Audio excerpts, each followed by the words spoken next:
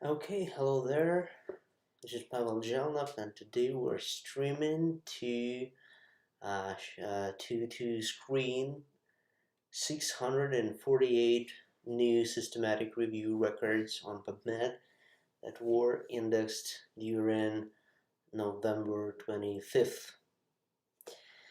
And now the stream seems to be working correctly. In the first test video, we have already screened the first record, breastfeeding attitudes of refugee women from Syria, and we decided that it is a obstetric record. So let's just move on. We got 640 plus more records. Association of VEL 158 met polymorphism in COMT gene with attention deficit hyperactive disorder. Updated meta-analysis. This is a systematic review record, and it is now I have to think and decide what specialty could be interested in that study. This could be interesting to both the geneticists or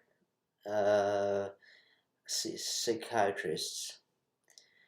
Let's have a look at the abstract. It's about the catechol O methyltransferase gene and its possible association with attention deficit hyperactive disorder. It could probably be of more interest to well, okay, let's just put the put it into the psychiatric category and into the medical genetics and clinical genetics category. Okay, meta-analysis, magnetic resonance spectroscopy in the diagnosis of hepatic encephalopathy. So this is an editor's note, but it is about a meta-analysis, so it is in fact a meta-analysis. Well, not the record itself, but it does reference meta-analysis. If you look at our criteria, we have links at genome.com. In the methods section, it is written that meta-analysis are letters, editor's notes, etc. are considered relevant and eligible, well, if they reference meta-analysis or a systematic review. We could have a look at the primary record, but we'll probably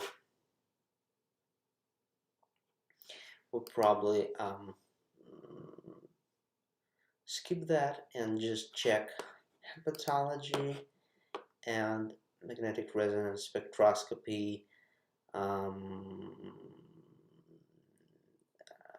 Well, hepatic encephalopathy, that could be of interest to neurologists, probably so,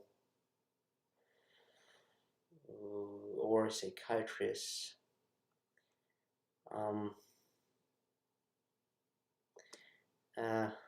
Mostly this is most interest in neuroradiologists. Most interest.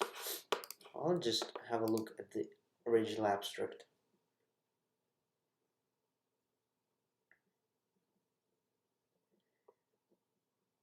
The original abstract. Where is the link to the original review?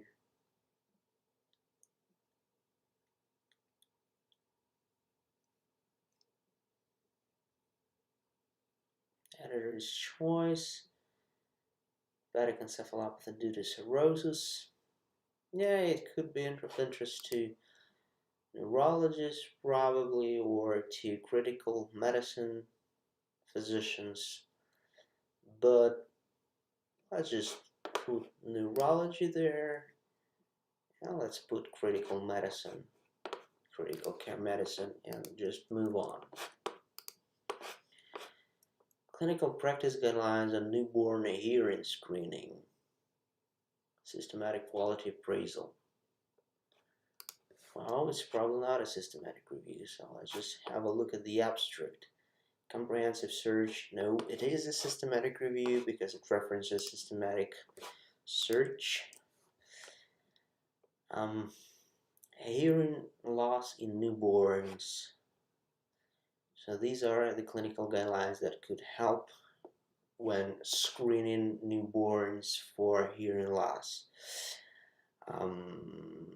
Okay, let's just put it into the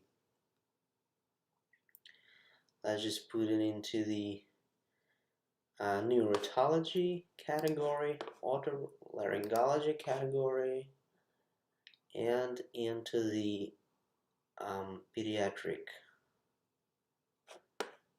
laryngology category, neonatal, perinatal medicine. Yeah, pediatrics general. I'm not sure. Let it be just this way, okay? Moxibustion therapy for chronic spontaneous urticaria. Protocol for systematic review and analysis.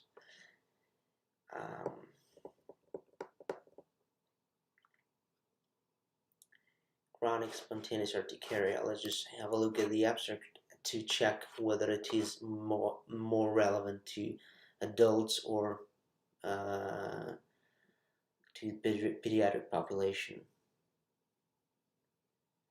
Moxibustion therapy. Moxibustion is some kind of a Chinese medicine for chronic spontaneous. Let's just put it into dermatology and into probably clinical pharmacology. Probably they're interested in that, into pharmaceutical medicine, and in pediatric dermatology, because I'm not sure if this chronic spontaneous urticaria is more relevant to adults or children. How long have I been screening for? Oh, just let me go back. It's been 8 minutes. 8+ minutes. Okay, let's go on. Let's go on. A meta-synthesis of experiences during childhood cancer survivorship. So the author's forced enlightenment. This is meta-synthesis. I'm not sure if it does systematic review. It should do a systematic review as a meta-synthesis. It uses meta-ethnography. Meta-ethnography is a methodology that uses systematic methods. So I guess we'll just not sure. Yeah, I think we'll put a tick into the. Yeah, it is a systematic review. It is a systematic review talking about qualitative synthesis, qualitative data about the experiences of childhood cancer survivorship. So let's just put it into, there is no such specialty as pediatric cancer, and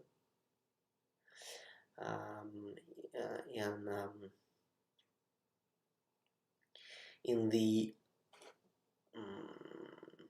MA classification. So let's just check pediatric hematology oncology, pediatrics, and pediatric hospital medicine, pediatric probably critical care medicine, probably not. Gynecological oncology, and let's just check all the oncology specialties. As far as I remember, it's gynecological oncology, all these advanced surgical oncologies, head and neck surgery, hematology oncology in general, surgical oncology, radiation oncology, medical oncology, musculoskeletal oncology. I guess didn't miss anything, but probably plastic head and neck surgery. No.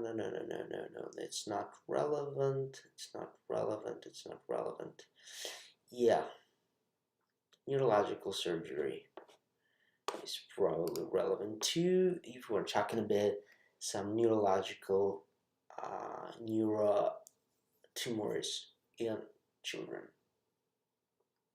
Now it feels alright.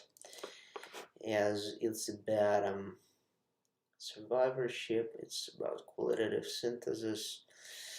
Well, I'm not sure. Psychiatry, psychosomatic medicine, psychoanalysis. Psychoanalysis, I'm not sure. Fortifying bonds, acclamation. There is no such specialty that could be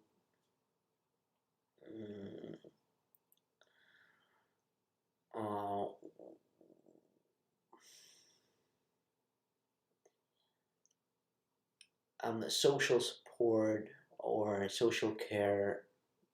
There is no such specialty in the AMA list, so let's just leave it at that.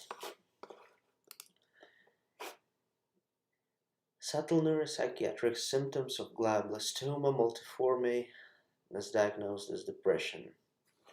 This is a case report, but sometimes case reports do contain a systematic review, but they just wrote a review of the literature and no information about systematic search. So by Xuanfeibaidu criteria, it is not a systematic review.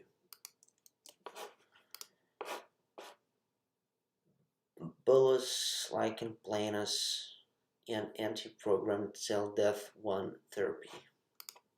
Case report and literature review. Okay, systematic review. We present a systematic review of all case report and literature. Okay. So this is about anti-P1 induced cases of lichen planus. This is surely about dermatology and probably relevant to this is about anti-PD1. In fact, this is a very broadly discussed topic in the literature. PD1 and PDL1 inhibitors, or the so-called immune checkpoint inhibitors. They're very vastly discussed in the literature. So this is probably mostly about dermatology, probably not about. Yeah, we could put it into the medical oncology group. Yeah, this is probably not about pediatric dermatology mostly, but let's just have a tick here. Yeah, here, and move on. So yeah, as it turns out, any PD1, PDL1 inhibitor therapy could be associated with lichenoid reactions, Bullous diseases. Good to know. Preoperative opioid use and clinical outcomes in spine surgery systematic review. Preoperative opioid use and clinical outcomes in spine surgery. This is likely most relevant to anesthesiologists and to spinal surgeons and to neurological surgeons. And let's move on.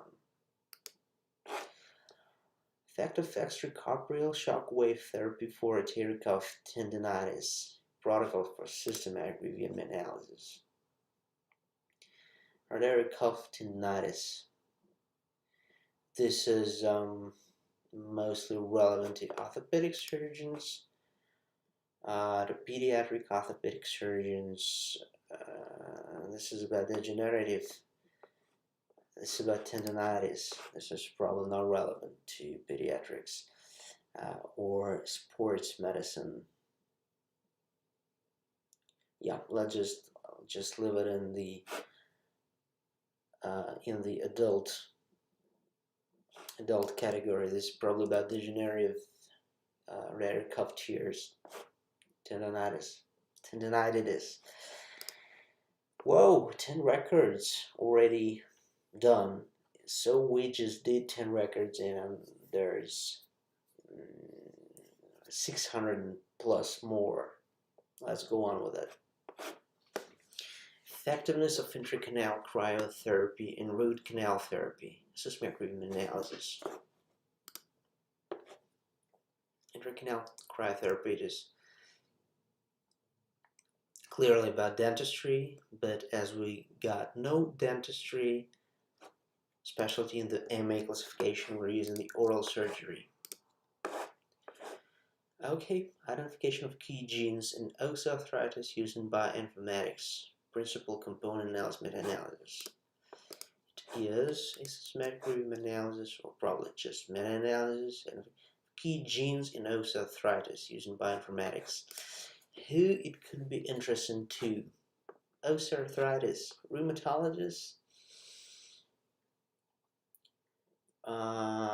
Probably not. This is not about the use of genes, but about the identification. So this is mostly about bioinformatics, clinical informatics probably, but mostly this is relevant to geneticists, clinical geneticists, not clinical, but laboratory geneticists. How did they identify these genes? Differentially expressed genes, protein-protein interaction, principal component analysis. Well, I'm not actually sure what a principal component analysis is. Let's just Google it. Just look it up. Process of computing principal components, and yeah, so this is some kind of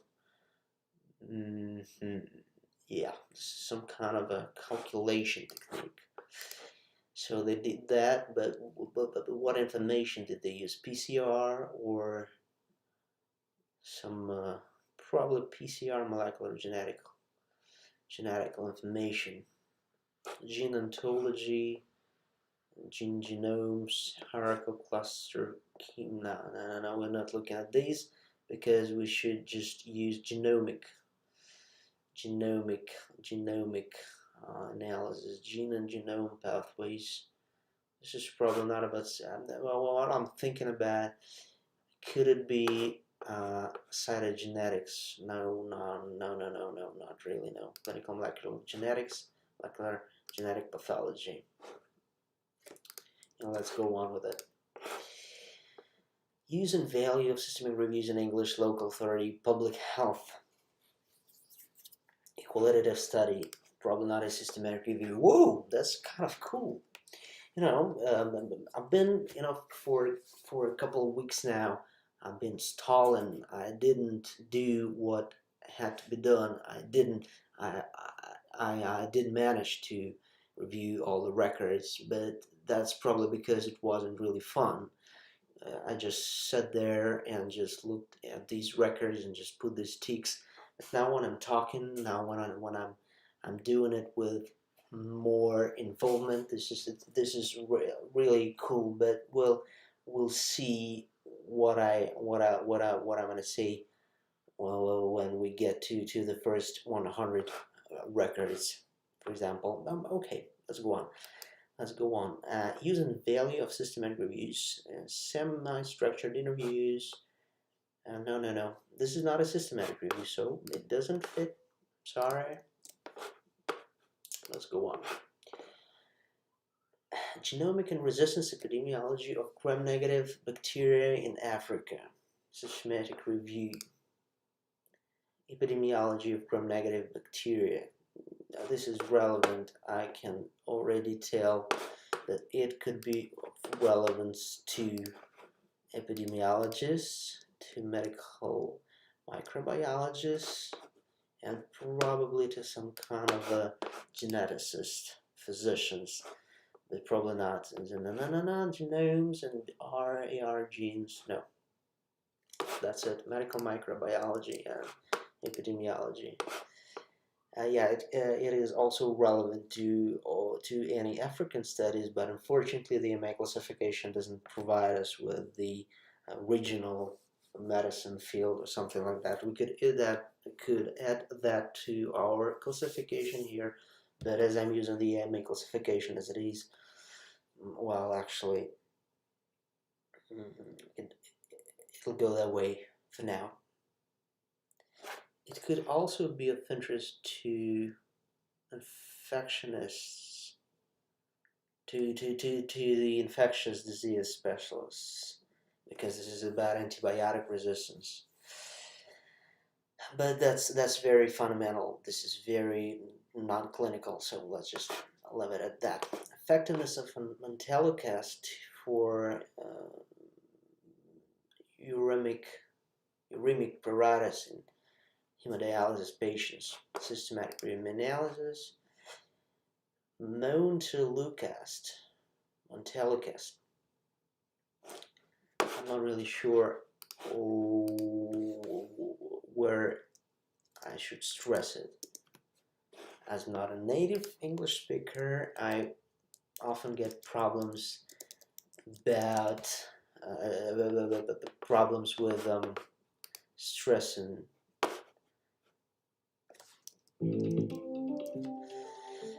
words. So I'm using YouTube for that. Singular or Montelukast. Montelukast. 23rd. Okay, so Montelukast could be effective for uremic pruritus.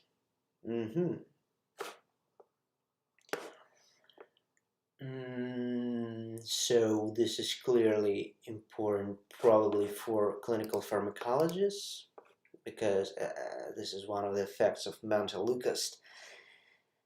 For dermatologists and for nephrologists. We could also add pediatric patients there, but probably not.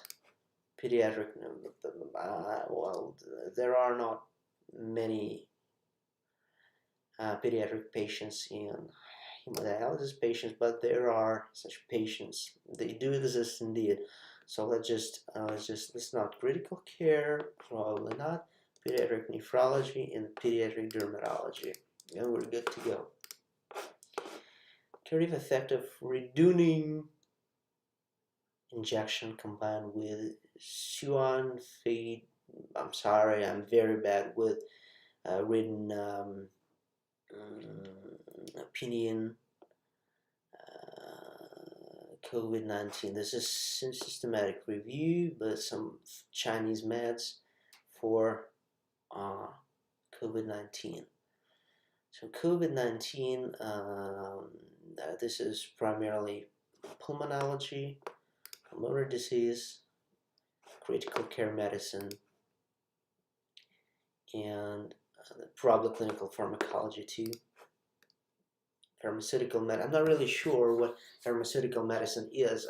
As far as I can understand, this is about the production of drugs.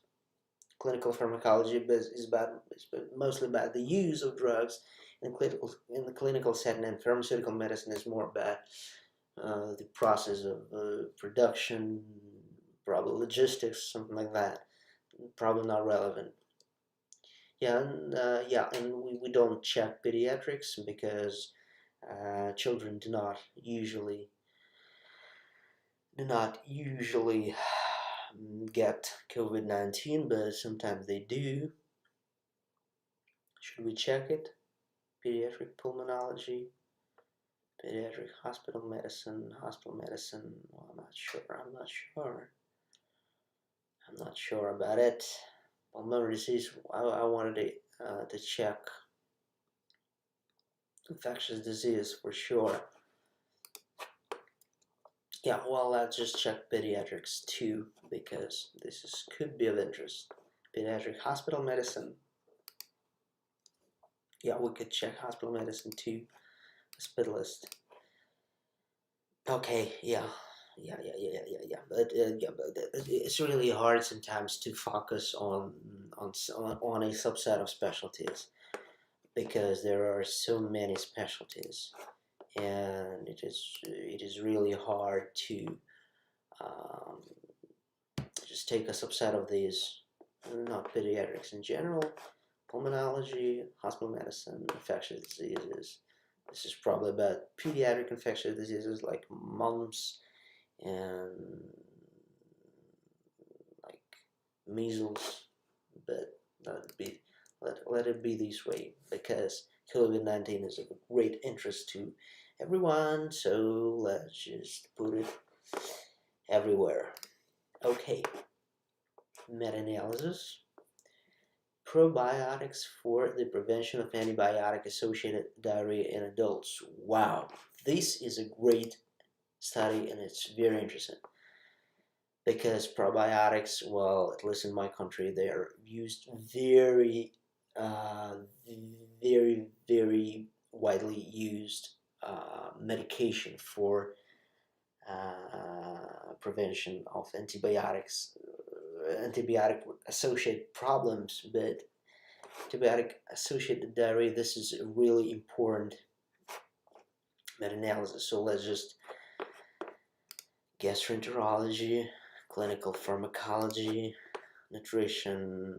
I'm not sure about nutrition, but let's just check nutrition too. And let's just check infectious disease, and let's just check hospitalist, infectious internal medicine, infectious disease,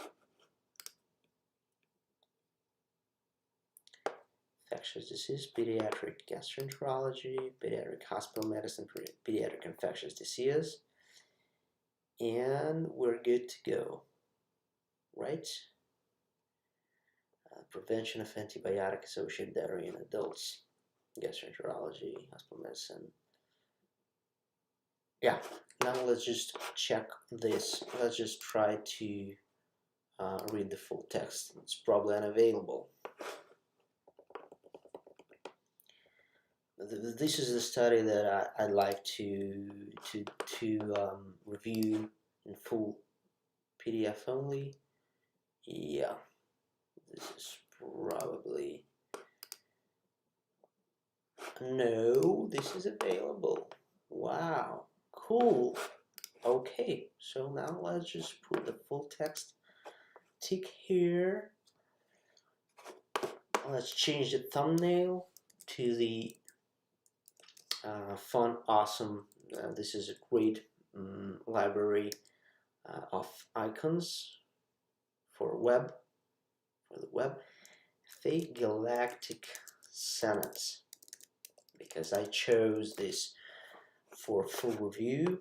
Then I put the galactic sonnet icon there.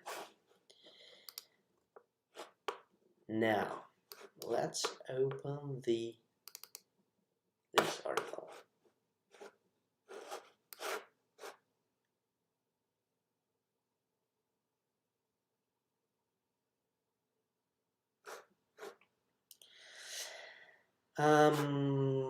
Well, let's just name it correctly so that I could identify it, in the future.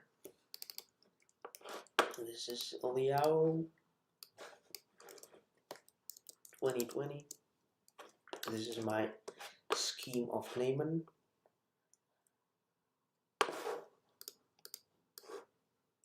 This is probably the article number, so I'll leave it at that.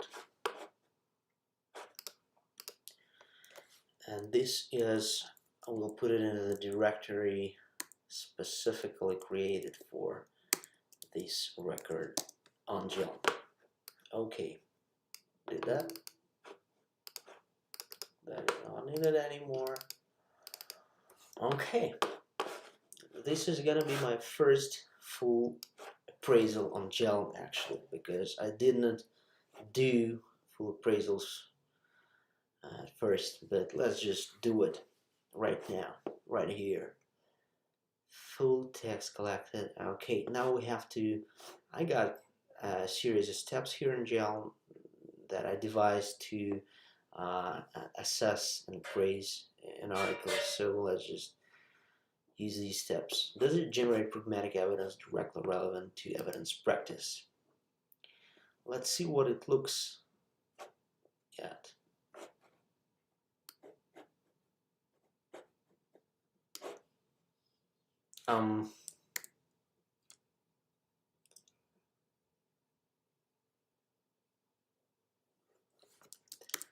That's too small.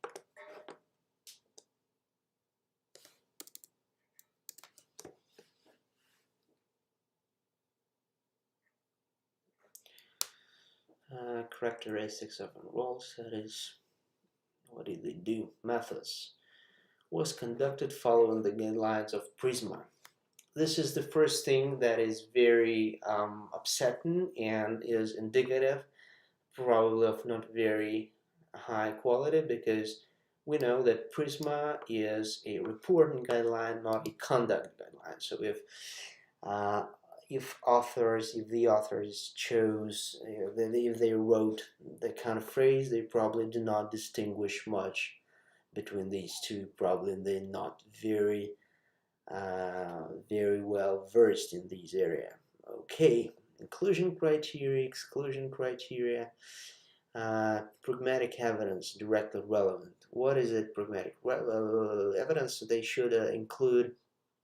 They should include patient-reported outcome measures or some clinically important outcomes. So what outcomes? What outcomes did they choose to use? What was their objective? Let's start with that. Probiotics. Therefore, it aims to combine the latest research evidence and compare the effects of probiotic products under different conditions through the most comprehensive subgroup analysis. Subgroup analysis is a very dubious thing to do. Yes, you can do that, but it's methodologically complex. So so this is really hard to conduct. Let's just be very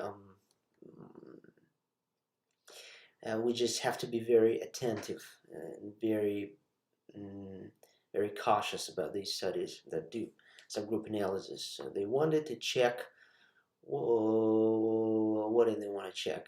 Once more, let's just look at the objective. Aims to combine latest and compare the effects of effects on what? Effects on what? Contribute antibiotic-associated diarrhea developing from the beginning of antibiotic treatment to 6 to 8 weeks after discontinuation. Okay, blah blah blah blah blah. The prevalence, blah blah blah blah blah blah blah. The pathogenesis and especially clostriditis, difficile C. diff, but not that only. Probiotics. Okay, so they took probiotics. Several randomized meta-analyses shown efficacy. There are currently no clear clinical practice guidelines for probiotics use in preventing AAD. If we compare the effectiveness of multiple probiotics, such as the positive or negative generalization by probiotics was inadequate. and so their meta-analysis aims to combine the literature and compare the effects of probiotic products under different conditions. I don't actually understand that phrase. Under what conditions? What is the PICO? What is the PICO? Population, okay, we'll get to that. Population is probably patients limited to the adults, both inpatients and outpatients who are prescribed antibiotics. So if they're limited to adults, we just check out all pediatrics. Thank you. Then, who were prescribed antibiotics? Experimental groups and placebo-controlled groups, providing the occurrence of AAD and the study. So here we are looking at the outcome. So probably the occurrence of antibiotic-associated diarrhea is the outcome here. Is it a patient-important outcome? Yes, it is a patient-important outcome. So it does generate pragmatic evidence directly relevant to evidence-based practice because it looks at the rate of occurrence of antibiotic-associated diarrhea, and this is a patient-important outcome. Where are the results? This is a very short article for such a big study. I'm not sure how it went. What did they use for the overall effect of antibiotics? What effect did they use? Sensitivity, the pool. Did they use MH random risk ratio? The risk ratio, probably, they're probably using the rate of antibiotic-associated diarrhea. Probiotics, diarrhea was defined by the World Health Criterion in 8 studies. 6 studies are the adjusted criterion, other RCTs. So the study here, they look at the incidence of antibiotic-associated diarrhea after the use of different probiotics. Okay, and as far as I can get, they are looking to combine different probiotics, and they want to make a statement about probiotics in general. Do they in general improve the rate of antibiotic-associated diarrhea? Is it duplicate or is it not duplicate? Well, that's kind of easy to assess. Let's just close all to the right. This is really easy to check. Let's just go to PubMed and let's just write, let's open the mesh browser and let's just write a simple, let's just start with Google and write a simple search query about probiotics and antibiotic-associated diarrhea.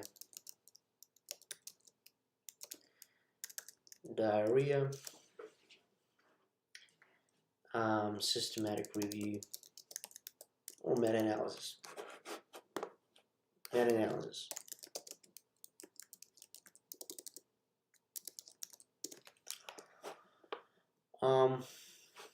Here we go. That's one meta-analysis. 2012. What are the authors saying about the already existing meta-analysis? Several randomized meta-analyses have shown efficacy. There are currently no clear practice guidelines. 6. So we have to make sure that this work is not duplicate. They reference this work. Do they reference, for example, the meta-analysis by Vidlock and Remonini? Somewhere?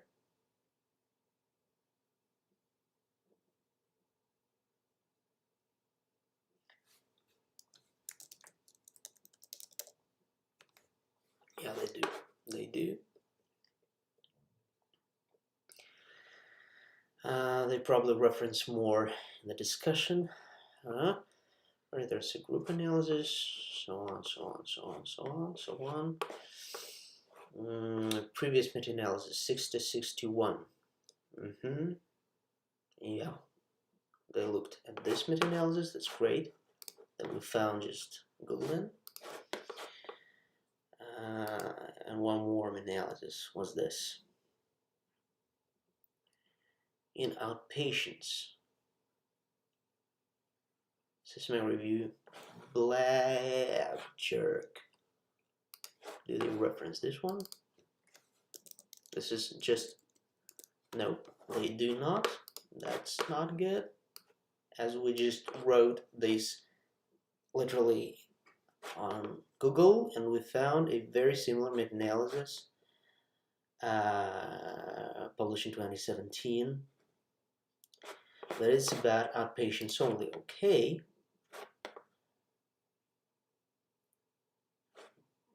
It's just that, as far as I can tell, there are a lot of meta-analysis. As far as I can tell from Google, my log, but probably not. They probably duplicate records. What's this? Comparative effect for antibiotic-associated chow. Let's have a look. Nope, they do not reference these meta-analysis. Probiotics, however, the optimum regimen remains is to compare the rank the relative effects and tolerability among all available probiotic through network meta-analysis. So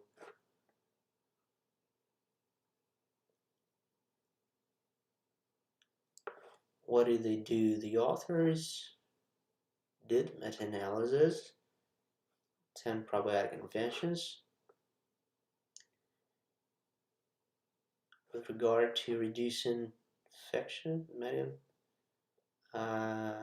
effectiveness. They probably do, yeah. So this is a very similar study that also does assess the rate of antibiotic-associated diarrhea. Let's have a look at what they did here. Selection criteria. Blah, blah, blah, probiotic compared to placebo. The incidence of diarrhea, 3 reviewers, and so on, so on, so on, so on.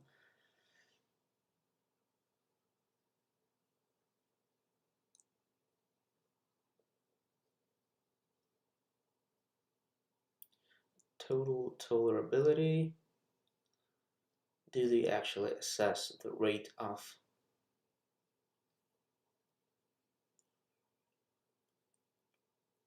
antibiotic-associated diarrhea, right? What do they take? Occurrence of adverse events.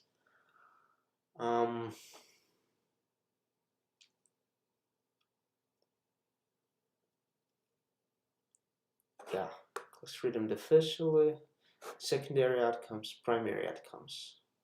The incidence of diarrhea. Yeah, so this work is at least partly duplicate. That's it. So I'm not gonna go on any further at this point. We'll just reference this study here. We'll put it here. Reference this study here, and well, this study and this study that we found bottom outpatient that was also very similar. Bad outpatients, yeah. So we just reference these two studies.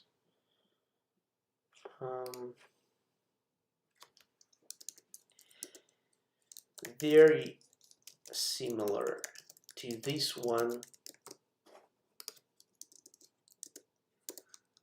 Also similar to this one, although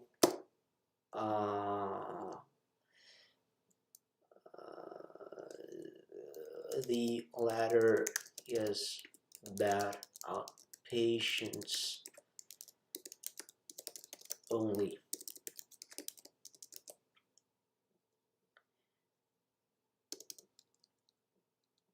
Found these links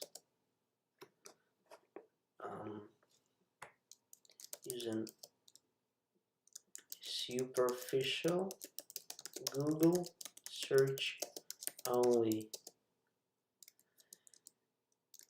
Thus,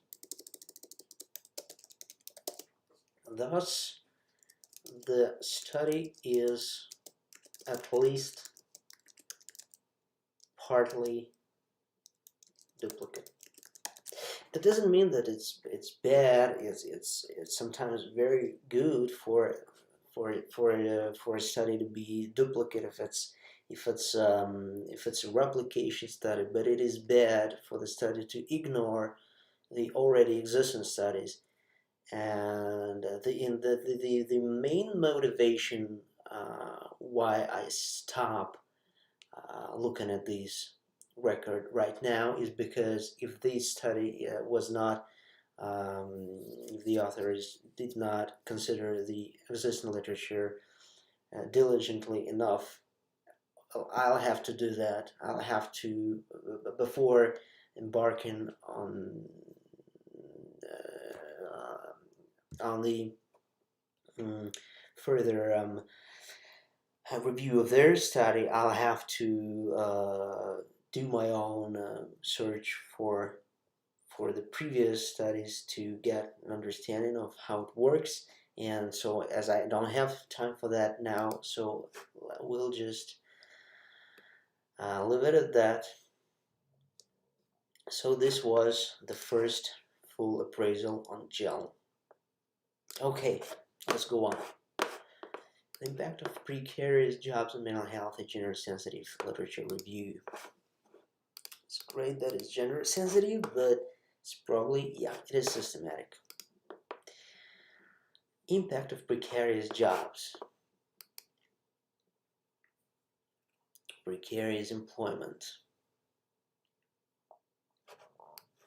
What do they mean by precarious employment?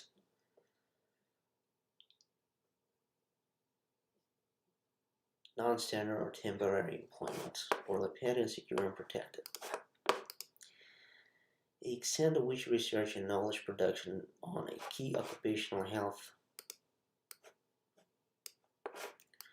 So the authors wanted to assess the impact of precarious jobs on mental health from a gender perspective. Well, that's great. We probably not embark on thorough review. This is a rather narrow area. So let's just check mental health. So psychiatry, neuropsychiatry, psychoanalysis, psychosomatic medicine, whatever. And let's just check sleep medicine. No, not sleep medicine. Let's just check child psychiatry. I already know quite well the MA specialty list because I've been doing this specialty tagging for quite some time now. Okay, that's why I'm quite current in the MA specialty list. And what do I want? Yeah, occupational health. And let's go on.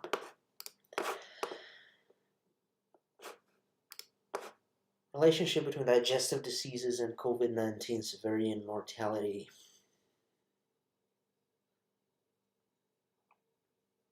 Digestive diseases, dermatology, well, gastroenterology, and pulmonary disease, mortality and severity. So, critical care medicine,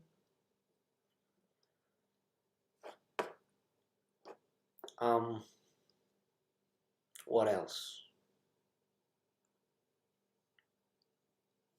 pediatric gastroenterology, pulmonology, critical care medicine.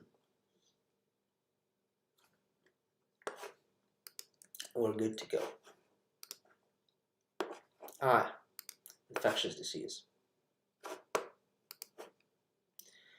COVID-19 is an infectious disease, and hospital medicine probably too, yeah. But less. Internal medicine, yeah, that too. Okay, 20 records taken into account that I have done a full appraisal of one article and are doing great job on specialty tagging. This is actually great performance. I don't think that I ever showed that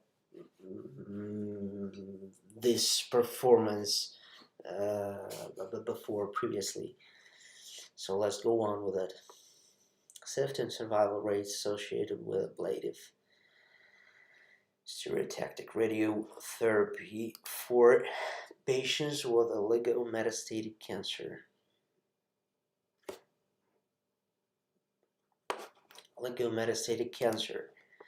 So I think this is about treatment of brain metastasis.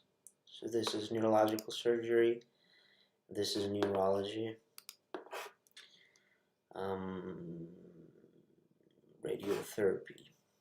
This is radiology and radiation oncology. Oligometastatic cancer. What cancer? Well, different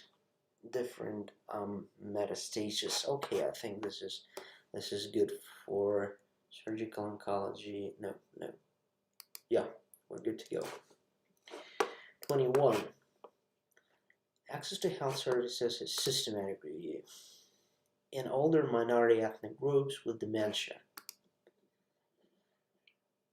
Older minority ethnic groups with dementia. There is no specialty in the AMA specialty list that that is associated with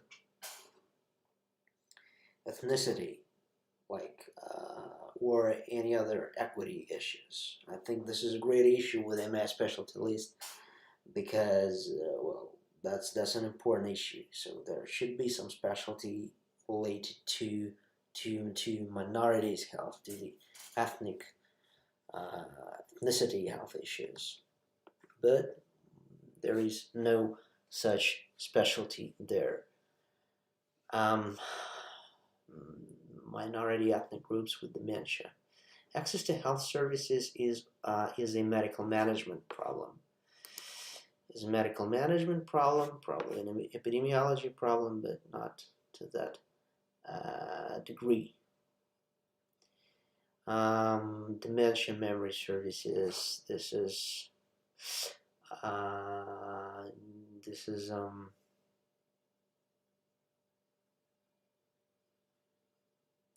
yeah, I forgot to take the geriatric medicine for COVID-19.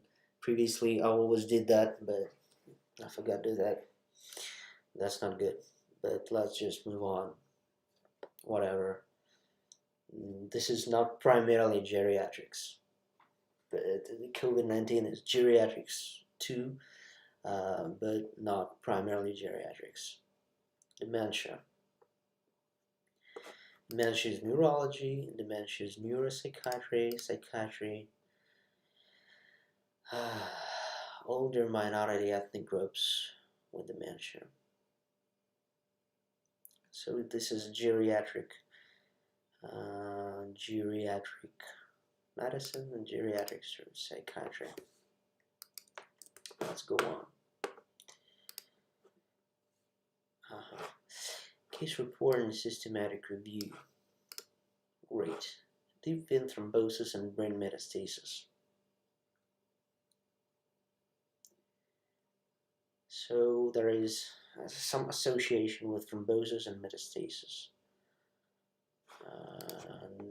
Let's have a look at what they're talking about. Secondary brain metastasis, group of metastasis, neoplasias, brain tumor. Yeah, some of them do present with venous thromboembolism. So venous thromboembolism is bad. This is probably relevant to emergency physicians, but probably not.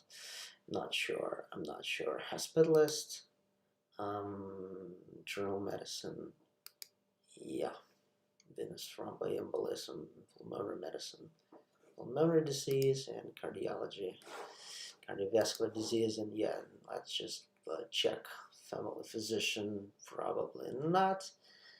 But let's just check emergency physicians. I put them in this into the injury category. Urgent care medicine, not to the degree. Let's just check neurological surgery. Neurological surgery. Brain metastasis. Yeah, we could check surgical oncology also. Head and neck surgery. Let's just check surgical oncology and medical oncology and radiation oncology. Let it be this way. Yeah, and we'll leave it at that. Deep vein thrombosis, yeah, vascular surgery.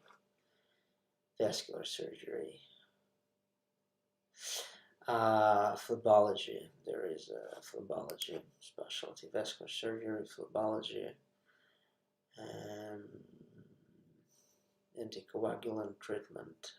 Okay, I think we covered most of the specialties that are relevant in this case to this record.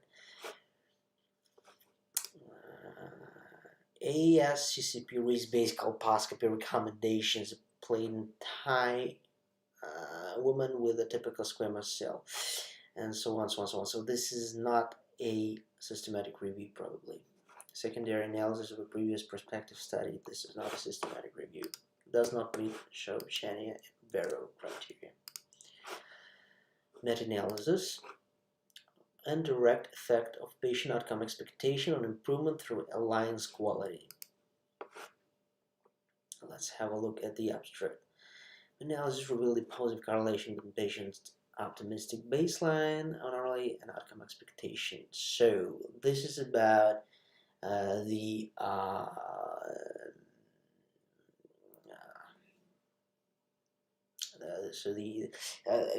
the idea that if the patient outcome expectation actually somehow influences the outcomes. But little is known about the mechanism through which outcome expectation operates. Several individual studies have pointed out higher therapeutic alliance quality as a promising mediator of the... Wow, this is, I don't know, this is a hard meditation analysis, therapeutic alliance. This is a very synthetic study, psychotherapy research. I think we're gonna put it in family medicine, family practice, general practice. This is probably the most important part. Hospitalist, pharmaceutical, no. Psychiatry, psychanalysis, psychosomatic medicine, yeah, sure.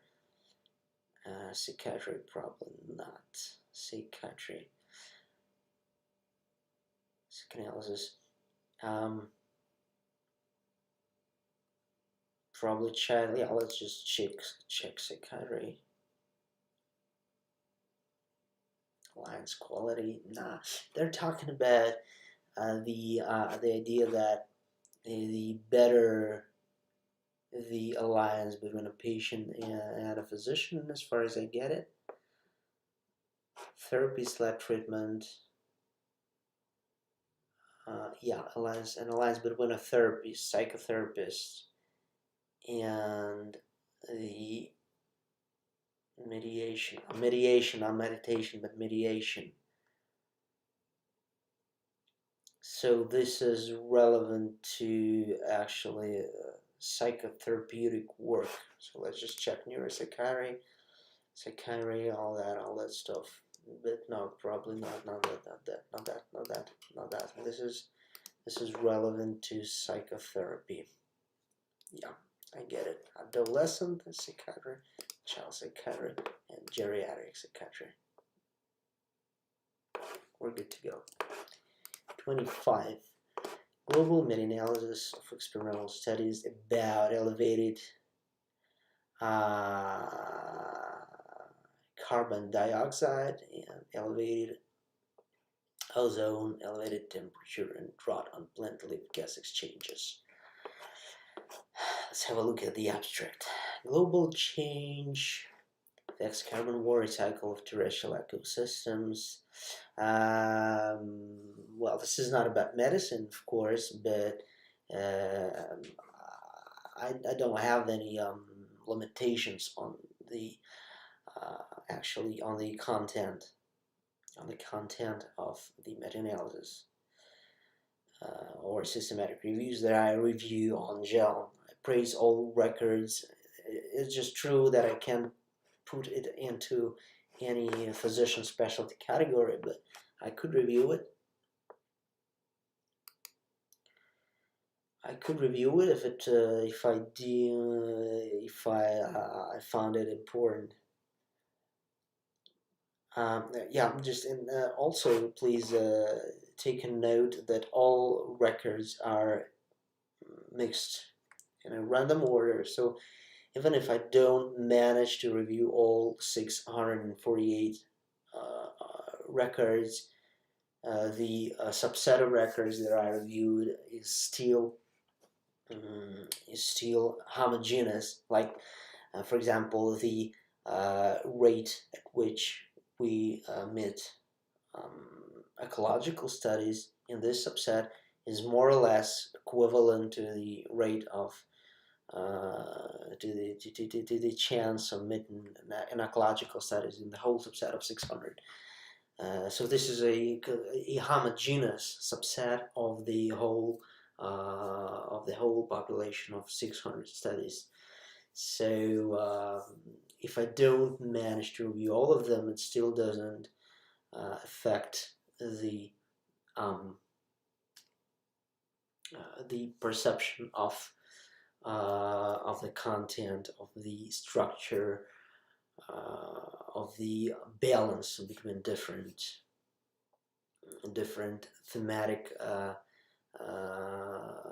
representations in this subset and the overall subset. So what this meta-analysis is about determining the effects of elevated carbon dioxide and ozone on plant-leaf gas exchanges. No, this is a very narrow. Oh, I'm sorry. This is a very narrow topic. I'm not taking it for a full review. 26. Treating coronary artery disease. Let's have a look at the abstract. Blah blah blah blah. This is not a systematic review. It does not meet Xuanfeibaidu criteria. There is no systematic analysis. There is no self-identification of the article as a systematic review or meta-analysis. There is no indication of systematic search strategy in the abstract. So by these criteria that we use on GEL, this is not a systematic review. A systematic review and meta-analysis of variant histology in urothelial carcinoma of the bladder treated with radical cystectomy. Very narrow problem. Clearly a urological problem. A urothelial carcinoma. This is a urological problem. This is a problem with surgical oncology, of course. I'm not sure if urothelial carcinoma is treated with chemotherapy. In this case, I usually use Google. Chemo, yeah, remains the mainstay of treatment. Metastatic carcinoma is treated radiotherapy.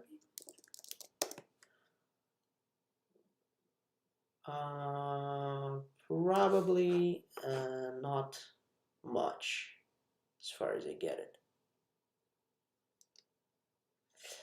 Adjuvant radiation therapy after curative therapy. As far as I remember, it's really resistant to radiotherapy. Oh, but no, okay. Radiation oncology, medical oncology, urology, surgery, and there is probably something about pathology. Prognostic and clinical significance of histology subtype of urothelial bladder cancer. Histology, yeah. So we have to check. It's not cytopathology, it's histological pathology. So where is the pathology? Anatomic pathology. Anatomic pathology, yeah.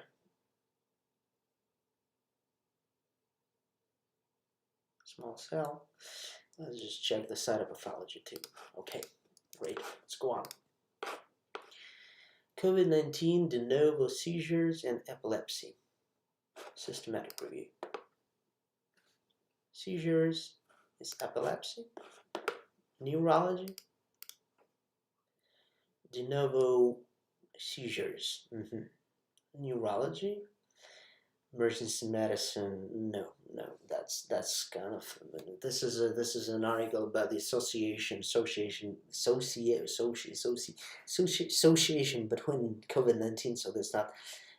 This is not actually relevant to most emergency physician, I guess. Pulmonary disease. Critical care medicine. Geriatric medicine. Geriatric psychiatry. Well, epilepsy is it's got its psychiatric nature actually too. So let's just check psychiatry, but it's not very much. Seizures is not. It's not psychiatry. It's neurology. Well, just leave neuropsychiatry. Yeah, if it's if there is such a specialty, well, let's just check it. But well, pulmonary, yeah, there is a pulmonary critical care medicine specialty. Now I will have to get back and check these two. I'll do that. Emergency medicine, probably not that important. Infectious disease,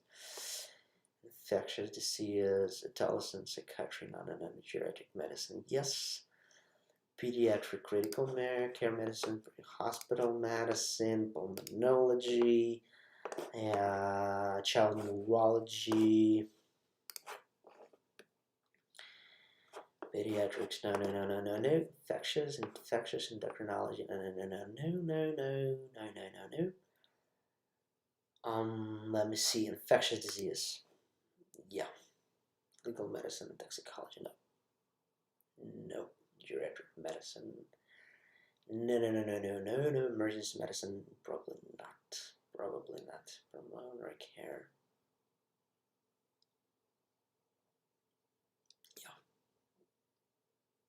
Yeah, right. Probably neurological surgery too. Because they do treat surgically. Let's just have a look at. That's not COVID-19. That's not COVID-19. That's not COVID-19. That's not COVID. Not COVID. I want to find the records about COVID-19 and check pulmonary critical care and check. Yeah. I forgot to check hospitalist. Not good. This is surgery. Hospitalist. But is it actually relevant to hospitalists? Well, I don't think so. Let's check this. But probably, yeah, probably it is. Okay, let's just leave it at that. So is the record number 28, random number 28. Syria, COMT gene, nope, nope, no COVID. Yeah, we'll spend some time on that, but that's important, I guess. That's important that every highly relevant specialty is checked. Geriatric medicine is actually, and pulmonary critical care medicine are highly relevant specialties for COVID-19 studies. No genes. No.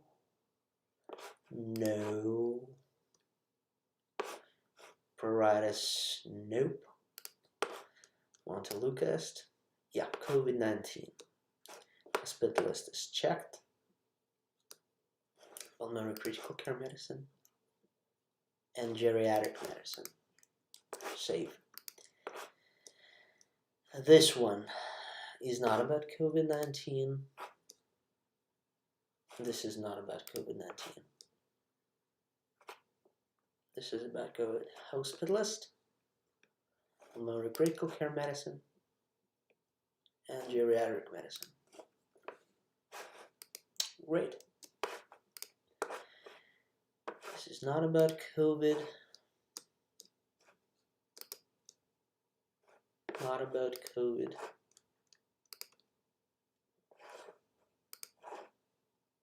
Not about COVID. Not about COVID. And I already checked all these.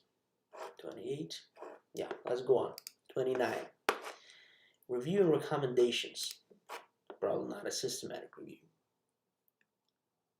COVID-19. Yeah, it is a systematic review. They do reference a search strategy, systematic search strategy.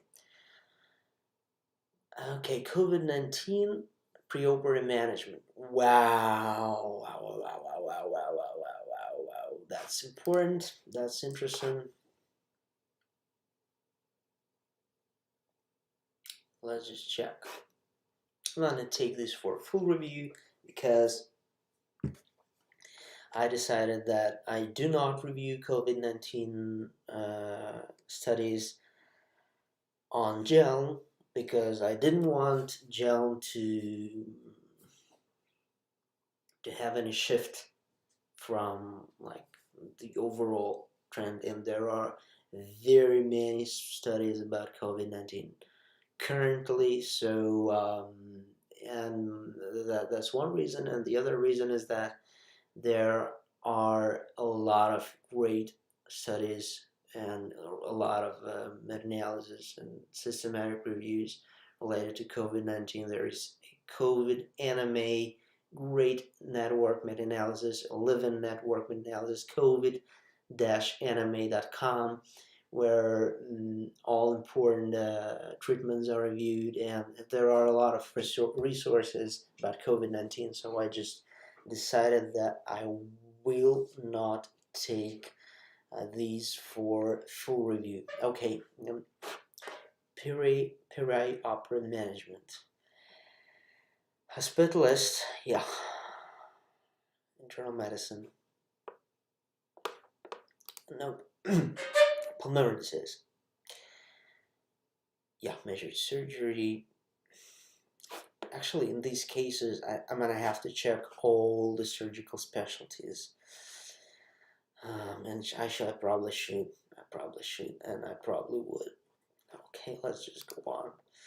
Acute pain medicine is not really it's a surgical specialty, but not to the degree advanced heart failure. Yeah, anatomic pathology, anesthesiology, yeah. And a lot of orthopedics, Blood banking, no. Brain injury medicine, yeah. Cardiac electrophysiology, yeah. Colon surgery, cosmetic surgery, craniofacial surgery. Cosmetic surgery, probably does cosmetic surgery when they got COVID-19. I'll just let it be. Critical care medicine, dermatology, and vascular surgical, yeah. This, infertility, interventional cardiology, radiology, neurological surgery, neurology, nuclear cardiology. No, not really. No. Nuclear cardiology, it's not that. It's bad. Nuclear studies. I'm not really sure where I put it here, but nah, it does have an interventional component.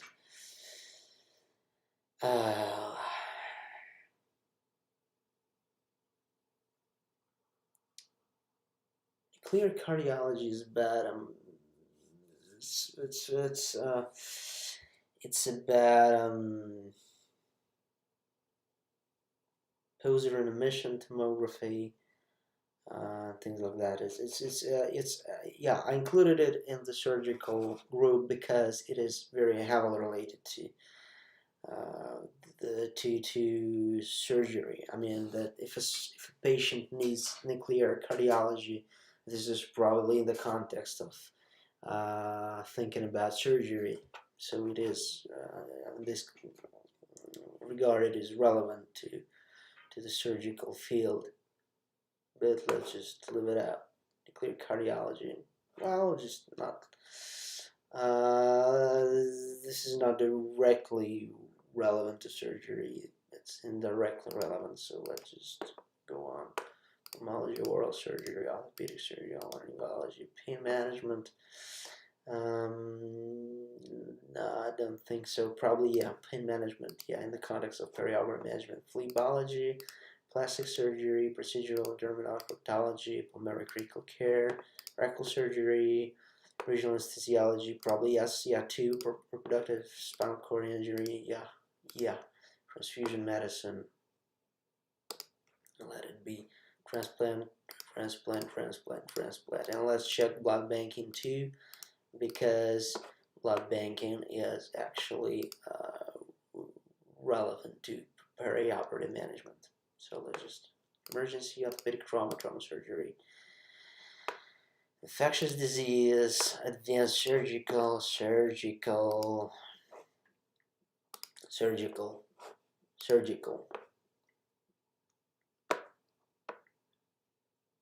congenital cardiac surgery, female pelvic medicine, geriatric medicine because of COVID-19, adult congenital heart disease. No, it's a branch of cardiology.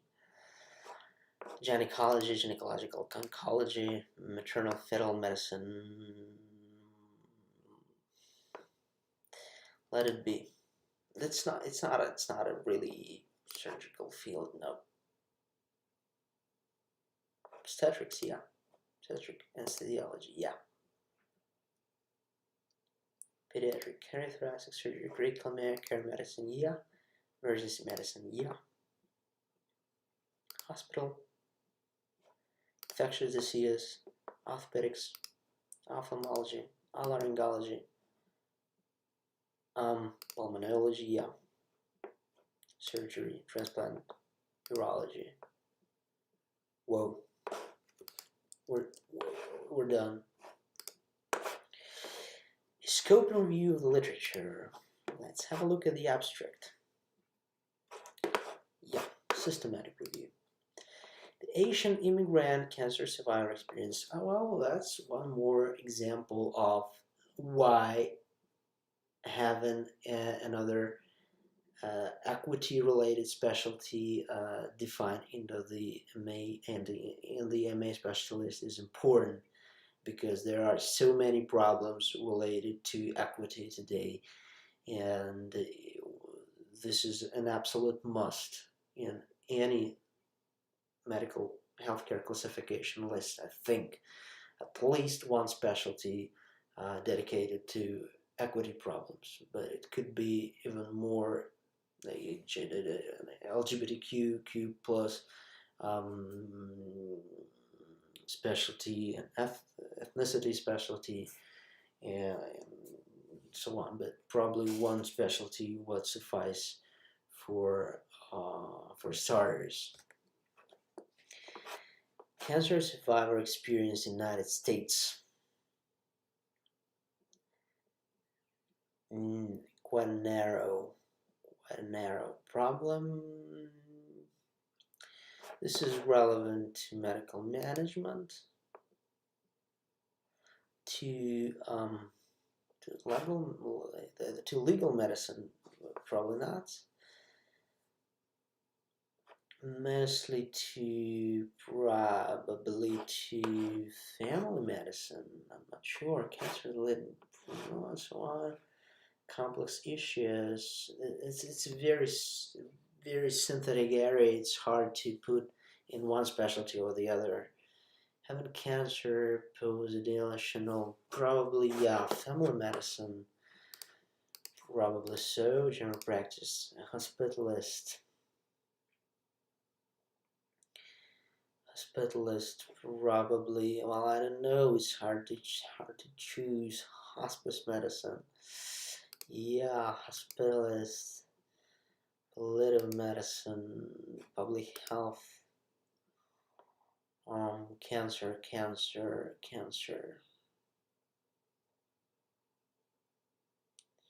Psychosomatic medicine. Probably so. Emergency medicine, geriatric medicine, probably so. Adolescent medicine, I'm not sure.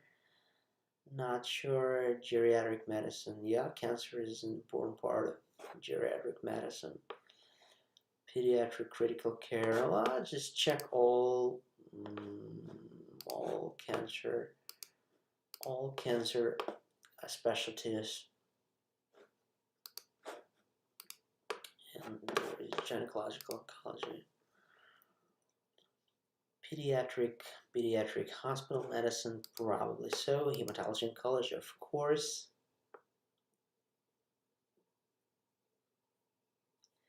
That's probably it. I'm not sure what I can. Legal medicine. Well, probably so. Okay, let it be. 31. Efficacy and safety of erlotinib compared to chemotherapy in previously treated and non-small cell lung cancer. Effectively clinical pharmacotherapy. Probably pharmaceutical medicine area. Pulmonary disease. Non-small cell.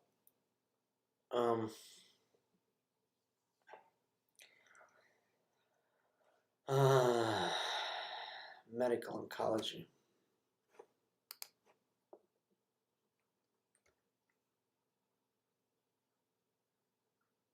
What else? Probably nothing else. Pediatric pulmonary disease. No, that's just that'd be an overkill. 32. Analysis. Additional mechanisms for irritable bowel syndrome. Pharmacology. Pharmaceutical medicine. I'm not sure where to choose pharmaceutical, where to choose clinical pharmacology. Probably, I don't know. Pharmaceuticals, it's bad at distributing medicines. It's bad conducting clinical trials, things like that. It's bad legal issues. So probably not. I'm not sure, but probably not. Gastroenterology and pediatric gastroenterology. Here we go. Yeah, there is no Also, there is no specialty related to alternative medicine, to alternative treatment modalities, and most importantly, not all alternative treatment modalities, but Chinese treatments, probably some kind of alternative medicine specialists are probably warranted, but not to the degree that equity specialists are warranted. What do firefighting tests tell us? Systematic review of current evidence. Firefighter ability tests, firefighter physical fitness. So this is not about disease, but about fitness. Okay, then it's about general preventive medicine. This is about public health. This is about occupational health. Occupational health, sports medicine to a degree, yeah. Legal medicine, well, probably so, yeah. Medical management, not really, no, but probably, yeah. 34. An evidence-based clinical practice guideline. An important limitation of the Xuanfeibaidu criteria when we use them on gel is that they miss a lot of clinical guidelines. Many clinical guidelines actually do contain a systematic review, but sometimes it is not indicated in the abstract, so it is not indicated in the title, in the abstract, and well, these subtle moments, these subtleties are reviewed in the methods, in the Genomes methods repository. There are links to it on the Genomes.com website. It will base on the will be made on the basis of systematic reviews. Okay. Moxibustion therapy. Well, that's it again. Moxibustion, the Chinese medicine, Moxibustion. Myofascial pain syndrome. Probably clinical pharmacology, yeah. Myofascial pain syndrome. Myofascial pain syndrome is some kind of, I'm not really sure what it is, actually. Chronic systemic pain disorder. Not really sure who's responsible for it. Probably rheumatologists, pain specialists, yes, of course, but probably rheumatologists too. Yeah, okay, let it be rheumatology. Let it be encephalopathy. Yeah. This is a rheumatologic problem. Pain management, pain medicine too. Yeah, here we go. Palliative medicine. No. Palliative medicine is about some palliation, some critical chronic diseases like HIV or something like that. Probably so. No, not that. Pediatric rheumatology too. Yeah, let's just check pediatric rheumatology. Okay. Yeah, I forgot to check physical medicine and rehabilitation previously. Pediatric rehabilitation medicine, probably not, because this is about firefighters. Firefighters are probably not pediatric population. Okay. 35. Systematic review, analysis. Use of glide scope does not lower the hemodynamic response to tracheal intubation more than the McIntosh laryngoscope.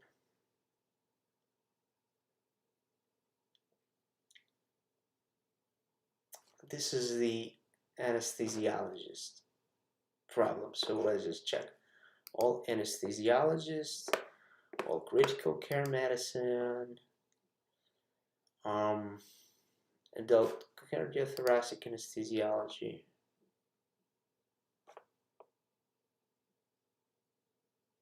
Yeah, I forgot to check adult cardiothoracic anesthesiology in one of the records. That was about the perioperative management of patients with COVID. I didn't forget. Well, that's great that I didn't forget to do that. Okay. Yeah. Okay. We'll get back to the anesthesiology, critical medicine, interventional, pulmonary critical care medicine. Yeah. 2. Pain management, pain medicine, probably not. Regional anesthesiology. Let it be. Well, probably this is not regional if you use tracheal intubation. Surgical critical care. Yeah.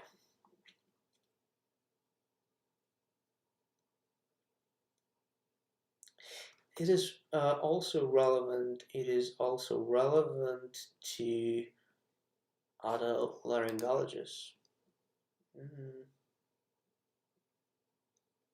Maxillofacial surgeons too, probably. Let's open the abstract. Let's look at the abstract. To determine intubation.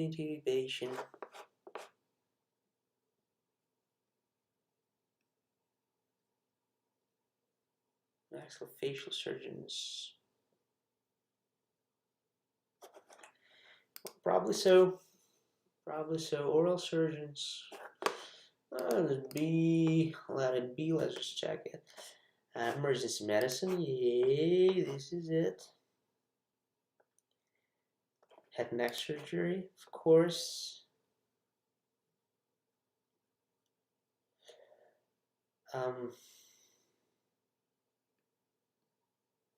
Obstetric anesthesiology, pediatric anesthesiology. I forgot to check the pediatric anesthesiology before we're talking about perioperative assessment in COVID-19. That's it. That's it. Yeah, perioperative management. Pediatric anesthesiology. Forgot to check. Let's check it now. 36. Nope, 35.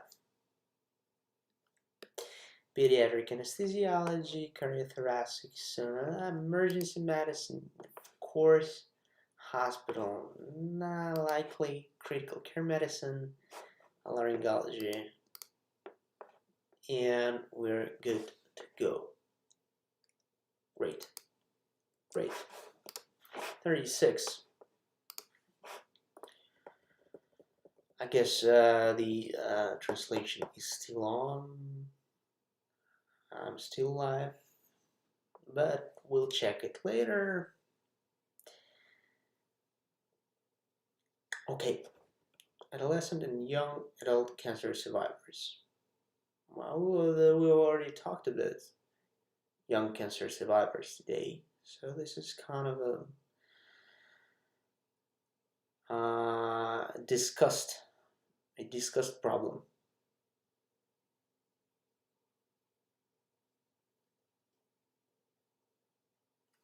It's not a systematic review.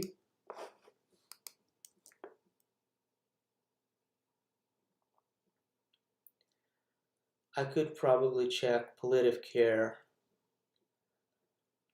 and hospice care there when we were talking about cancer survivors. I don't remember where it was.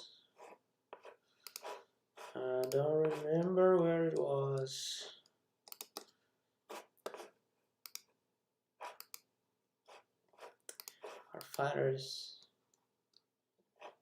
Chinese medicine.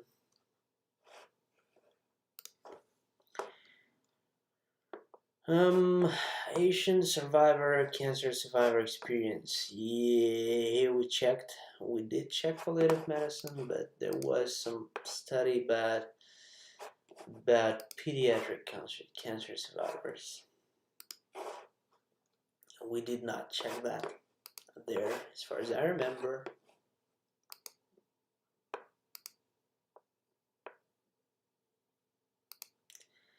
Patient expectation. That's a very relevant specialty to cancer survivorship. So it should be checked. By all means, it should be checked. Probiotics, reduning infection, uremic pruritus, gram-negative bacteria, not that.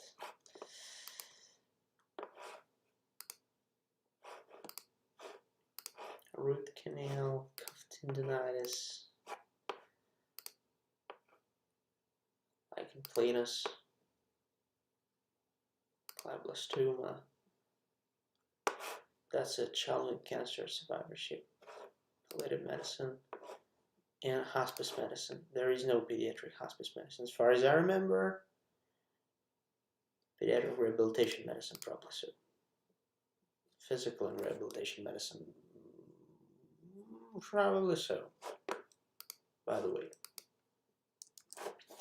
Okay, let's get back where we were. Probably here. No, here. Yeah, and that's not a systematic review. So, this is a systematic review, computerized cognitive training in Parkinson's disease. So, this is clinical informatics. This is neurology. Yeah. Parkinson's disease, cognitive training. So this is psychiatry, neuropsychiatry.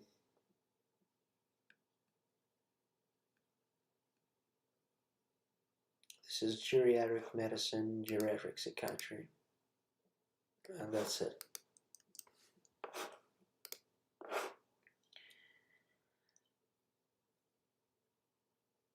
Yeah, gamma knife radiosurgery for uveal melanomas and metastases. Uveal melanoma is kind of a very highly discussed problem too, because I already met studies about uveal melanomas, even though I previously praised only 10% of all studies. So this is kind of an important health problem. Uveal melanoma, as far as I understand. Uveal melanomas. This is ophthalmology. Plastic reconstructive surgery. Well, I'm not sure. Well, probably so. Yeah, probably so, because some very destructive operations may be done for this problem. Surgical oncology. Uveal melanomas are treated with chemotherapy, with radiation therapy. Gamma knife radiosurgery, radiation, radiology too. Pediatric ophthalmology too. Because uveal melanoma can happen to a child, fortunately. 39. Obstructive sleep apnea.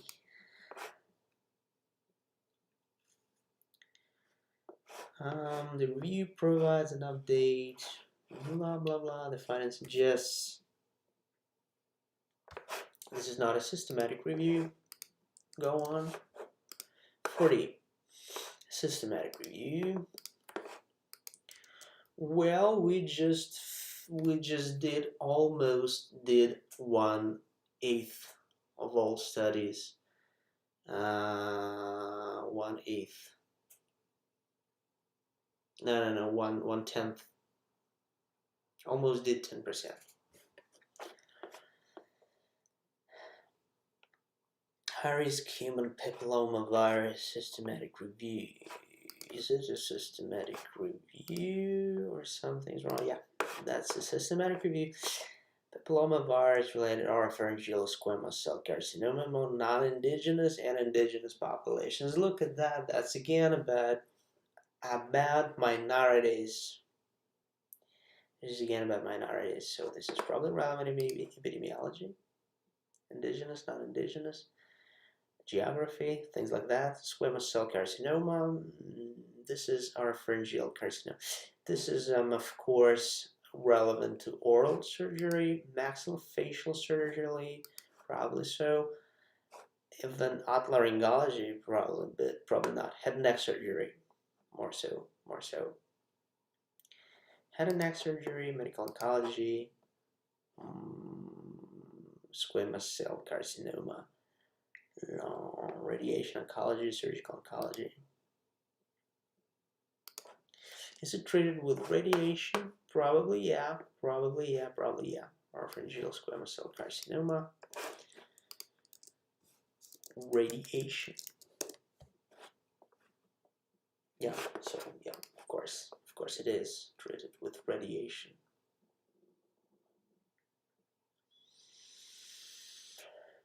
Something else? Indigenous, non-indigenous populations. Let's have a look at the abstract. A little look. HPV. HPV is probably relevant to. Is also relevant to infectious diseases, medical microbiology, probably urology too. There is no andrology specialty, by the way.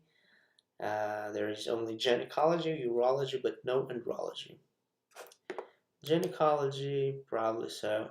Gynecological oncology, probably so. Papillomavirus. Sex medicine.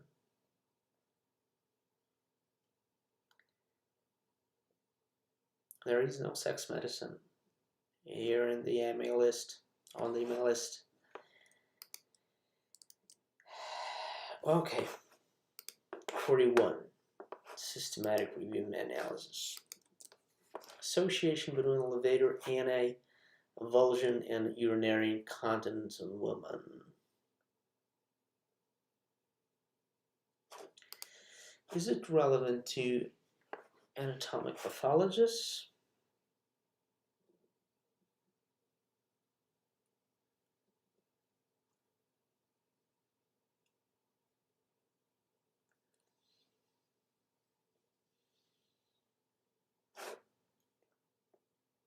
Probably so. Then is relevant to urologists, mostly to gynecologists, but to urologists too. Female pelvic medicine, reconstructive medicine, gynecology.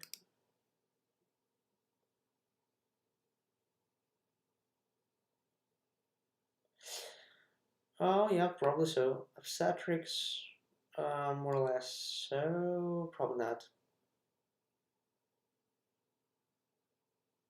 But yeah, it is.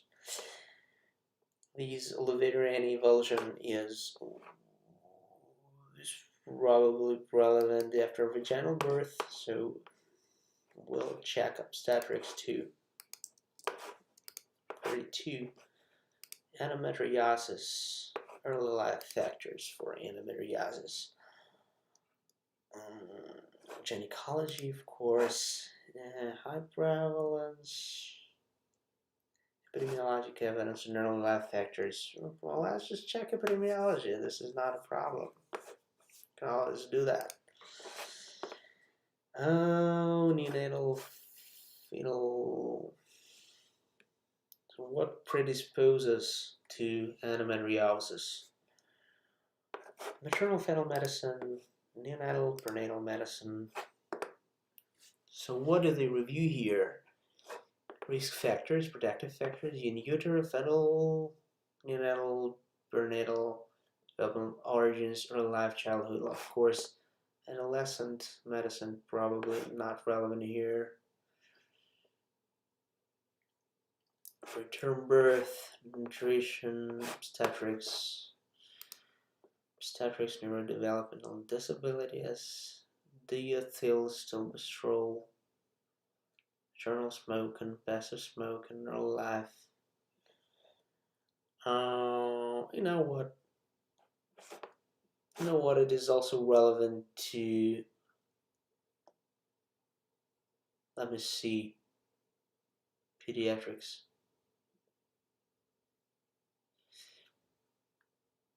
No, it's relevant to nutrition. Yeah, everything that is about infants is about nutrition, in a sense. So let's just check nutrition, and let's just check family medicine, because this is probably important for family physicians to know, because they are kind of stewards for all that kind of thing. Let's check pediatrics too. Case report and review literature. Probably not a systematic review, it is. A systematic research of current literature related was performed. A systematic research, not a systematic review. That's probably exactly why I'm doing it manually. So let's probably just let it go. Clinical present immunological case report and review of literature. Post-malaria neurologic syndrome. Systematic research, probably this is just a bad translation. But the authors did not provide any signs of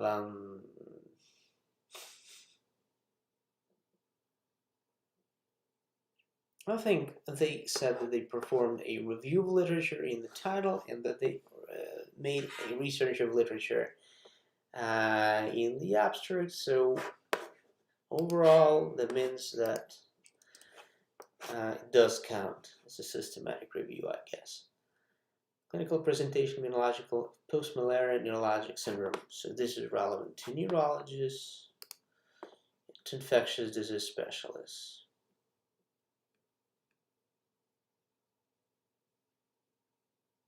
Meningitis, encephalitis, infectious disease specialists, and surely pediatric infectious disease specialists and pediatric child neurology. Okay.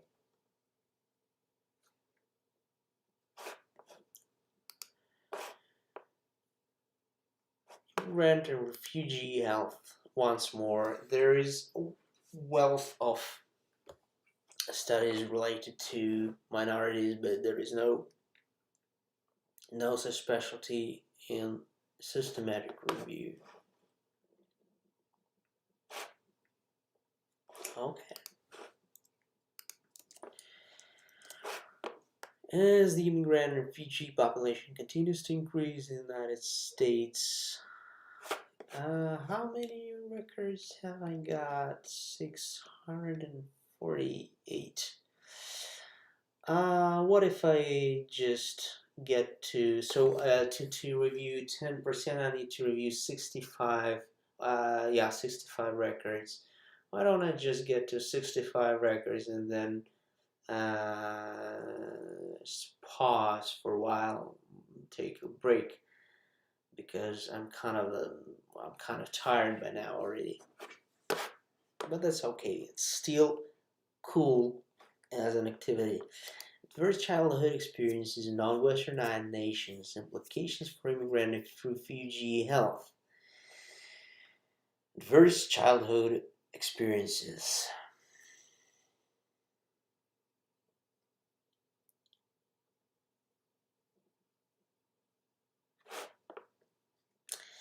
I think this is relevant to medical management. Adverse childhood experiences. Legal medicine, of course. Legal medicine. And public health. I don't know what to check. Epidemiology. Let's just check epidemiology. I don't know what else to check. Pediatrics. Let's check pediatrics. Child abuse pediatrics. Pediatrics.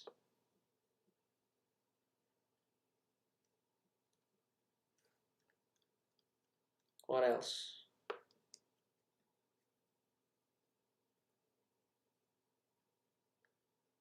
I don't know.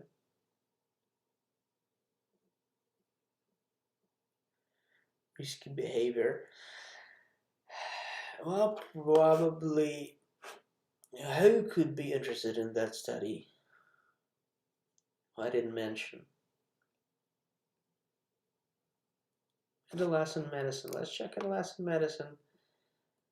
Adolescent psychiatry. Let's check medical toxicology, addiction medicine, psychiatry. No problem, medical toxicology, but addiction medicine and psychiatry. Let's check occupational medicine. Development of behavioral pediatrics. Okay. 45. Meta-analysis. Look effects of combined calcium vitamin D supplementation in osteoporosis.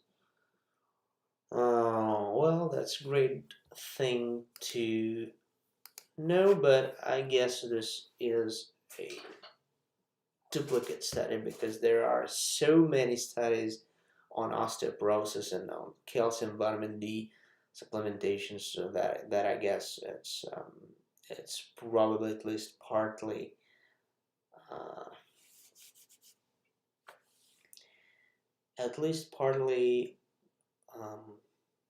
duplicate. That's a great study. I think I should do a full review. So this is important in terms of public health. Of course it is, because osteoporosis is a great problem. Nutrition too.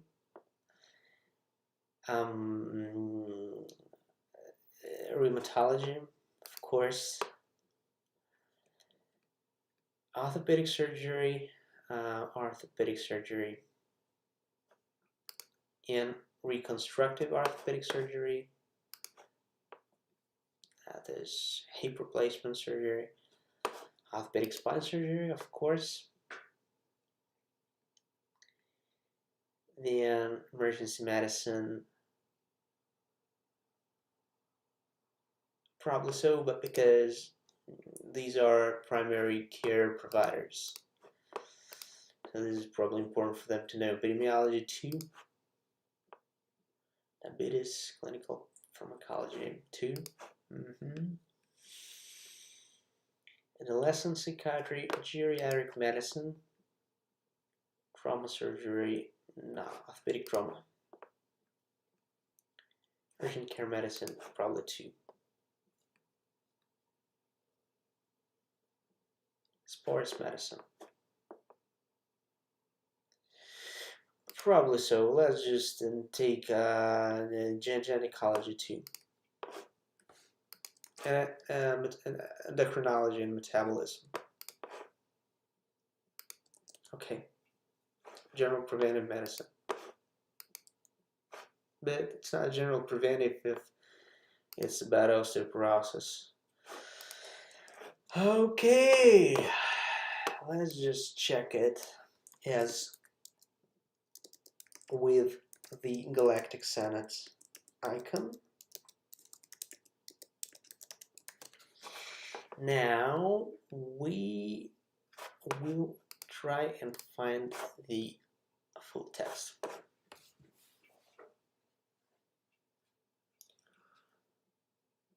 Full text unavailable. We could buy this article for 40 euros, but we'll not do that. So no full text available to John currently. We'll just leave it at that for now. Systematic review protocol. Let's just close tabs to the right. Too many tabs. Okay. Systematic review protocol about effectiveness of educational programs using diabetes conversion map tools, trademark on health outcomes of people with type 2 diabetes. What is it? Let's have a look. What's this diabetes conversation map? Educational programs. Probably some kind of a tool that helps find other diabetes patients. No, it's not that. Let's look at the images. Diabetes conversation map. What's that? I never heard about it. Some kind of a tool, some kind of an educational program for diabetes patients. I think of education, American Diabetes Medical Management. And that changed type 2 diabetes. The conversation map tools incorporates diabetes knowledge in a large, colorful map depicting situations. Yeah, so that's kind of a game where they train. Okay, yeah, I get that. So this is a study that evaluates if it's effective. So it's relevant to diabetes programs, to family medicine programs, family medicine, because it is probably distributed in the family medicine setting, public health, endocrinology in general. Well, let's just leave it at diabetes and endocrinology too, not epidemiology. Public health, type 2 diabetes. Let's check pediatric endocrinology too, because, well, they just children can, well, they can have type 2 diabetes too. Why not? Okay, 47. Narrow review. Well, I did meet some studies that told that they were narrow reviews, but they still had some systematic methodology. That's it. It's a narrow review, but that has a systematic search reference set of ongoing registered clinical trials on COVID-19. Was that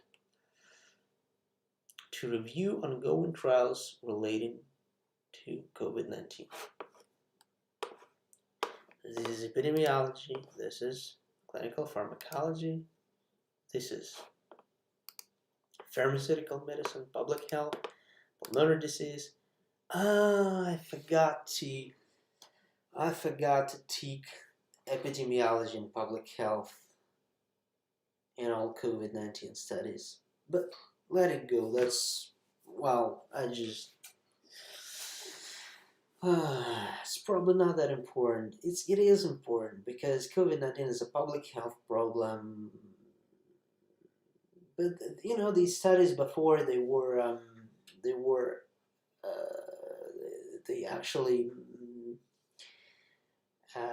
they were centered around a clinical problem, but not very much related to epidemiology or to public health as it is. But here it is, of course, related to public health and to epidemiology. So we'll just leave it at that. Just leave it at that because this is acceptable. Okay. Now I'm gonna have to change it in the methods section, by the way, because it's written there now that I'm doing the an exhaustive specialty tagging procedure, but in the latest summary post, and I do summary posts about the progress on Genome every Wednesday and Saturday. And in the latest post, I wrote that I'm gonna drop specialty tagging altogether because it didn't work well, and now I'm just I've restarted that. I've restarted specialty tagging, and now I'm doing it the way that I have to choose major specialties, and then I could choose other specialties, but that's not required. So I'll leave it at that. Okay. Public health, pulmonary disease, critical care medicine 2, pulmonary critical care medicine, emergency medicine, not really, no. Hospitalist, I wanted to check hospitalist.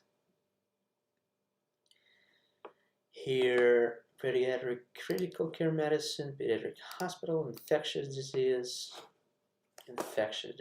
on the whole, and pediatric pulmonology. This is a great study, but it is not relevant to review it on Genome because there are a lot of resources that review ongoing registered clinical trials, so there's no need to review it here.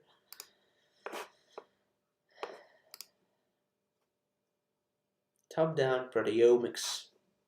Something about proteomics. Probably not a systematic review. Here we'll review the challenges. Nothing about systematic review of the literature, so it's irrelevant. 49. Once again, we're not sure if it's a systematic review. Nothing about it being systematic. How did the basis were systematically searched? Okay. And there was nothing about systematic search. Here. Here is covered and down. Here we review the challenges. Nothing about being systematic.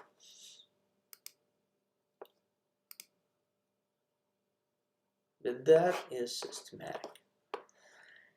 Barriers to assessing and negotiate mental health services in asylum-seeking and refugee population. See, a lot of studies actually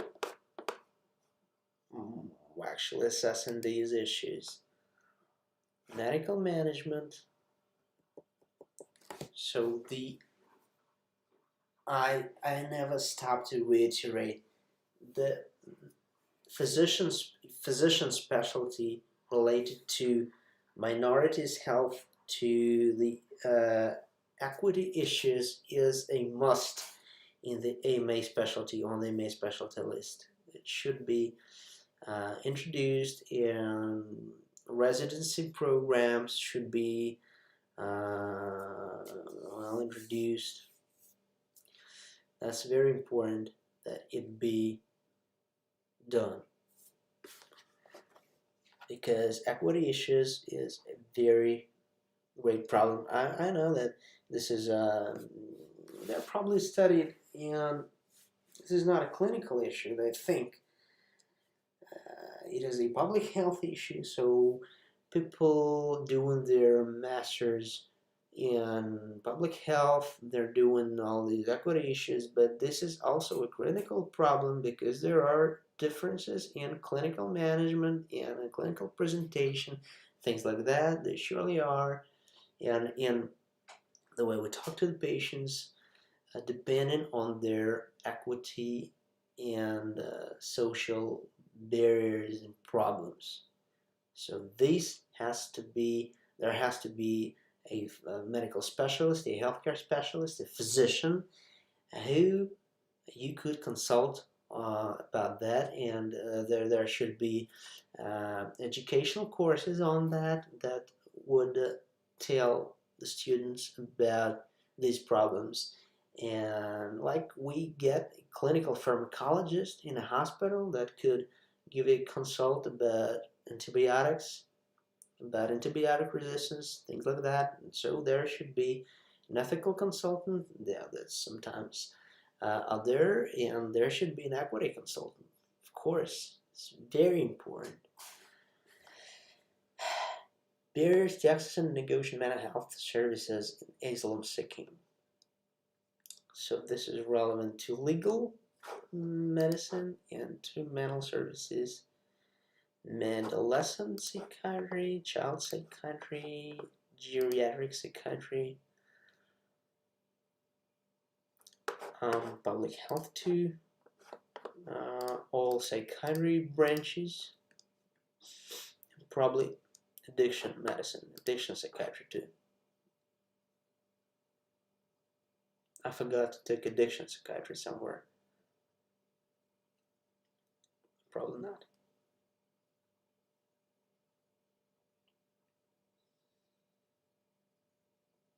So this is about the barriers to accessing mental health services in ASLE populations. Well, that's probably it. Forensic psychiatry, probably not. Forensic is not about mental health. It's about legislation. It's about the law. It's not about health. Systematic review. Okay. Influence of surgical techniques on endoscopic dacryocysterinostomy.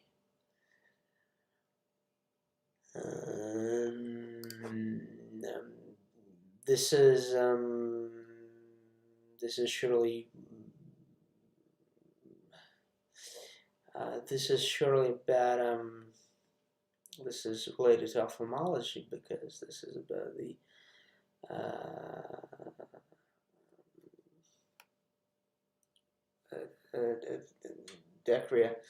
dacryal sac. Ophthalmology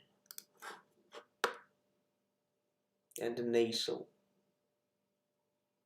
distal lacrimal obstruction.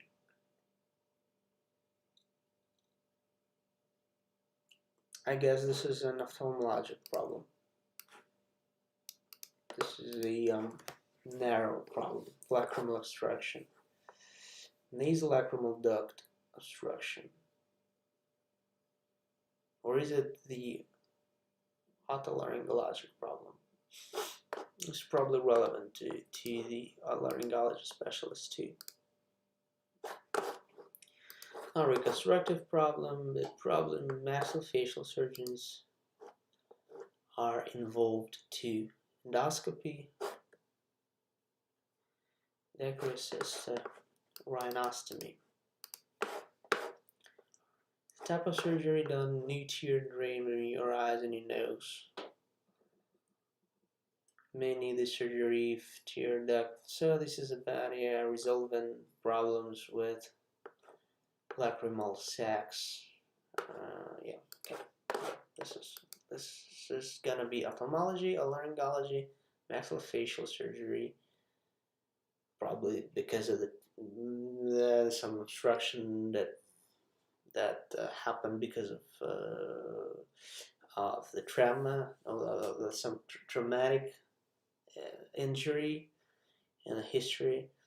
So let it be just this way. Ophthalmology, pediatric otolaryngology, and we're good to go. 50. Okay. Systematic review meta-analysis. Dietary patterns and depression risk in older adults. Where I see depression, I always take family medicine, and I always take sleep medicine, because depression is that loss of great sleep. Always psychosomatic medicine, of course, public health, because this is a great problem, but probably not. Probably this is not about depression in general, but about depression and gastroenterology too. Older adults. So we'll have to check geriatric medicine and geriatric psychiatry too. Great.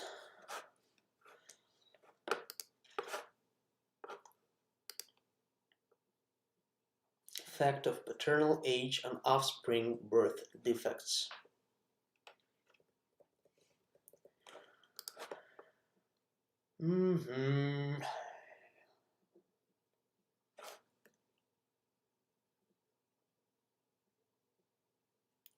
calcium disorders, cardiovascular abnormalities. This is probably interesting to all family physicians. This is probably interesting to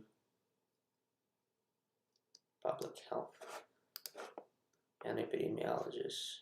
But epidemiologists probably not.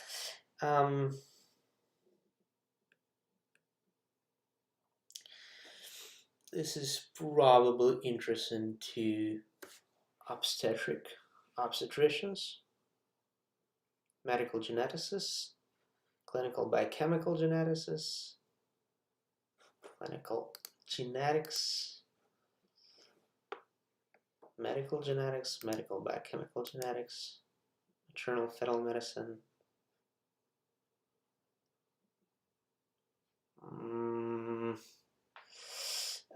This is probably relevant to reproductive endocrinology and infertility. This is probably also relevant to all specialists that treat actual cardiovascular abnormalities, facial abnormalities.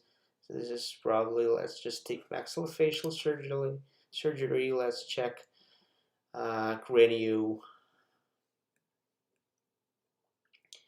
craniofacial surgery. Let's check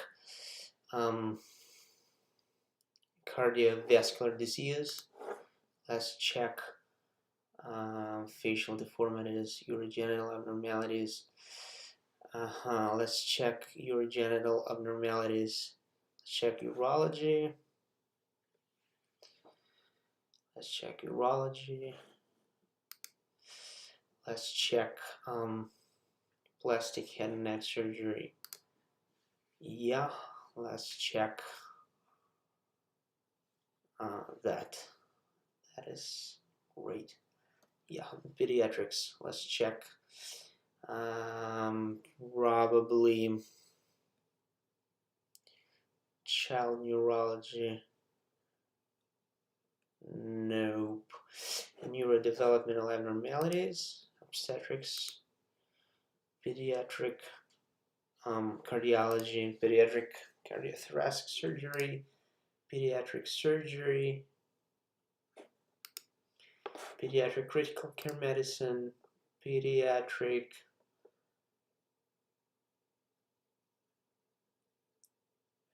why are there no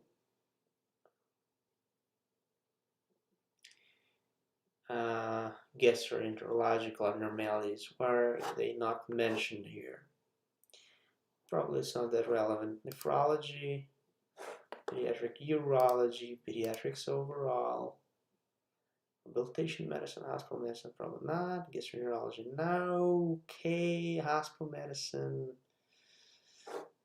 be pediatric hospital medicine, pathology, pulmonology, rehabilitation medicine, cardiology, critical care. Okay. Okay, maternal fetal medicine. Probably no, but that's a very close issue, so let's just check it. In adult prenatal medicine 2, congenital cardiac surgery, child neurology, adult congenital heart disease, probably so. What else? I wanted to check something else. I wanted to check nephrology. No. It's all right. Let's go with that. Mixed method systematic review. Non-communicable diseases related stigma. That's an important issue.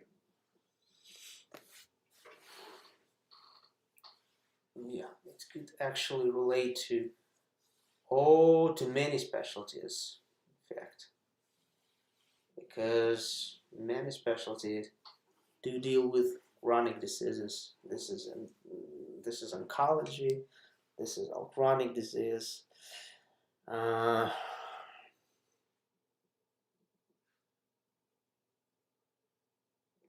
this is related to minorities too.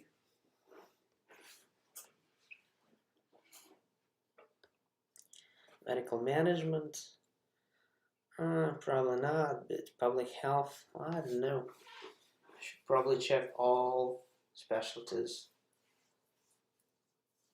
that are mentioned. We'll go with that. Cardiovascular diseases, diabetes, endocrinology, gastroenterology, chronic respiratory diseases, diabetes. Let's just check the specialties that are mentioned. And family medicine, of course, general preventive medicine, probably not. Public health to pulmonary disease, yeah. Psychiatry, probably so. Psychoanalysis, psychosomatic medicine, all of that, because this is relevant to stigma. Internal medicine too, hospitalist too, hematology, hospice medicine, probably so. Respiratory disease, cancers.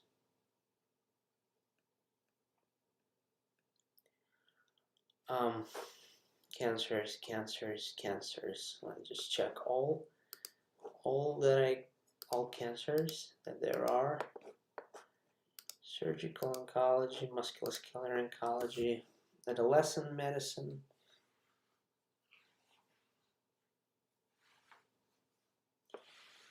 geriatric medicine. Well, probably that's more relevant to geriatric medicine. Child psychiatry. Okay, let it be.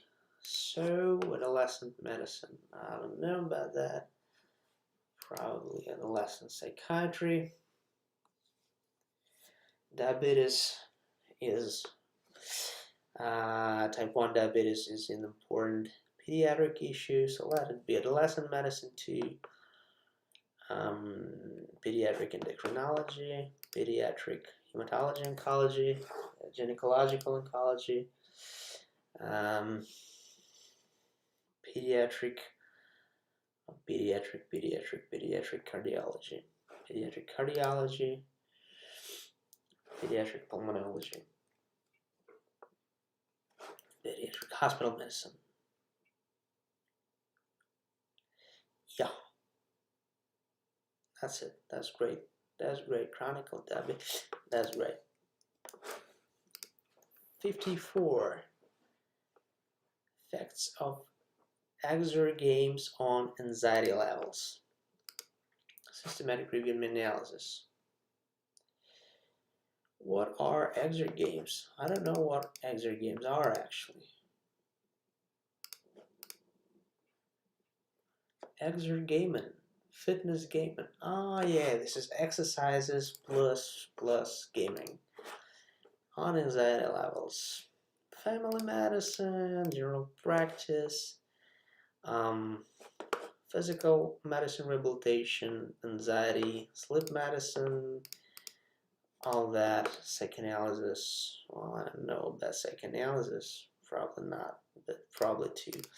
Let's check this out. Public health. That's great. Let's just check adolescent psychiatry, child psychiatry, and geriatric psychiatry.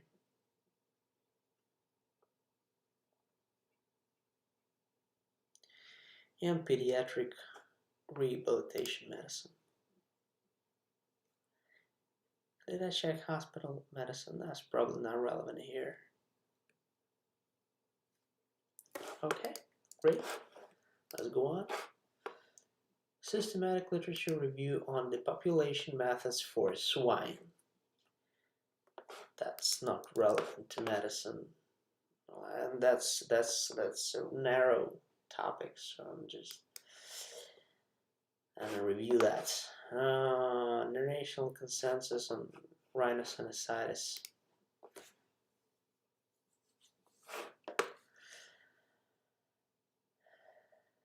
Are there evidence-based reviews and literature reviews? Evidence-based systematic review is a tag, so okay, let's just check it. Rhinology and allergy, rhinosinusitis. So this is a new guideline related to rhinosinusitis, right? That's an important one. I think we're going to review it in full.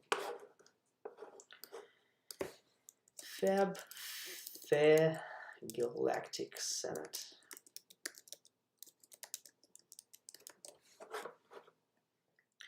In full, this is an important problem. Rhinosinusitis are an important problem in family medicine, in otolaryngology,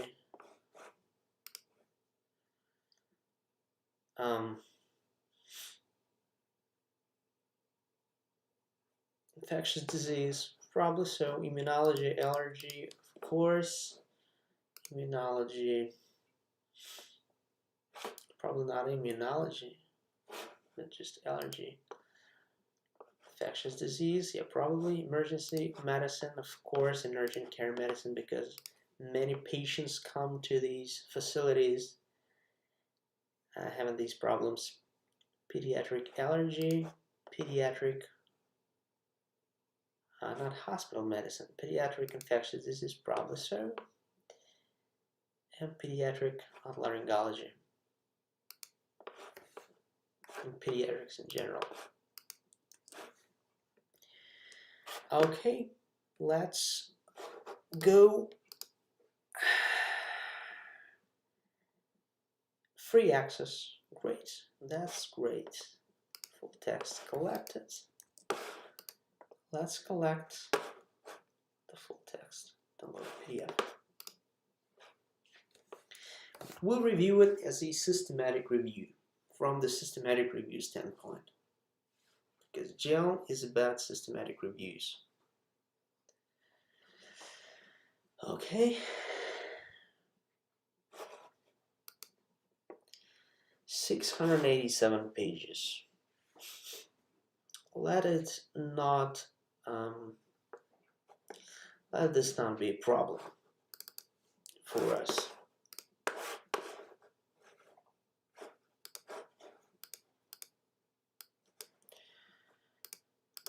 This is probably an article number, so let's leave it at that. Let's create a folder. 112567. Okay, now let's close these. So what we want to find is, at first, does it generate pragmatic evidence directly relevant? I think it does. I think it does. It should, because this is a big guideline. I cannot believe that in such a big guideline, no pragmatic evidence directly relevant to clinical practice is reviewed. This is absurd. Results, methods. Rhinology experts. The amount of evidence in any given topic was assigned as literature reviews. The remaining topics had substantial evidence, evidence-based reviews, and recommendations. Oh, stop. No. Let's just look at what we got here. Introduction. Each of 183 topics was assigned to 1 to 85 rhinology experts. The amount of evidence varied such that 34 were assigned as literature reviews, as evidence-based reviews. Let's have a look what they found. So they did, I think they did a list, a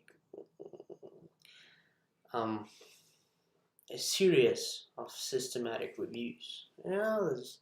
Here we got a lot of recommendations, but that's all great.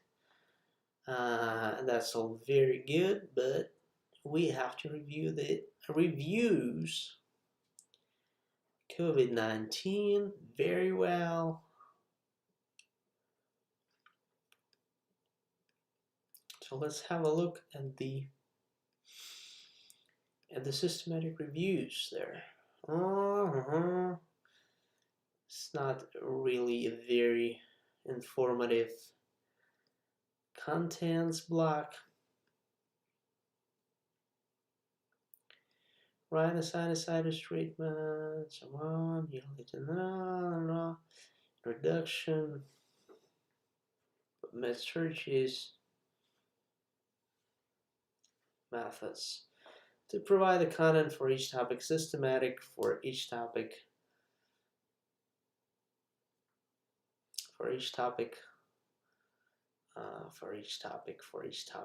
was conducted.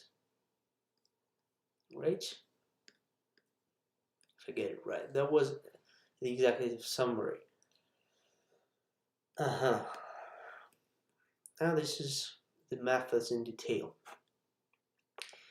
Systematic review was conducted. The search began by identifying any previously published systematic reviews. Since clinical recommendations, that's great that they did that. Since clinical recommendations best supported by randomized controlled trials, the search focused on identifying these studies. That's great. 2 reference lists of all identified studies were examined to ensure all relevant studies were captured. That's great. If the authors felt as though a non-English the paper was translated, that's great too. Additional studies were included. So where is the list of systematic reviews that they conducted? Section assigned to section author. Then systematic review using Prisma guidelines again. This is an indicator of the kind of a superficial understanding of the concept of report and conduct. Prisma are not conduct guidelines. So let's just be cautious about these reviews. Definitions, that's good, but are these reviews somehow differentiated, or is this all put into one section? Quality metrics. I'd like to look at the search queries, things like that, and the outcomes for each review they conducted independently.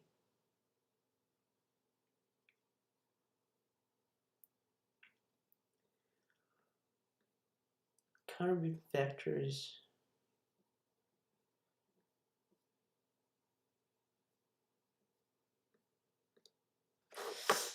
Where are the searches?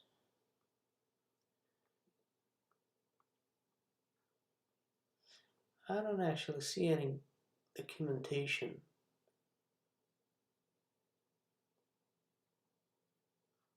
of these systematic reviews.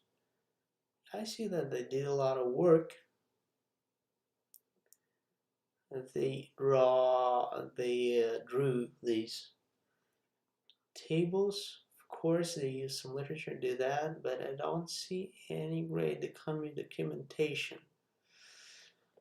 And I'm already at the center of the document.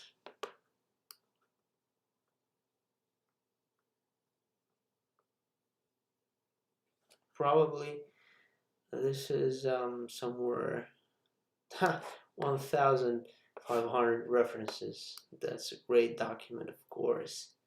But probably they should have just divided into separate reviews and documented them separately, because this is really. And then they could have written an executive summary summarizing the results of all reviews. It's not documented.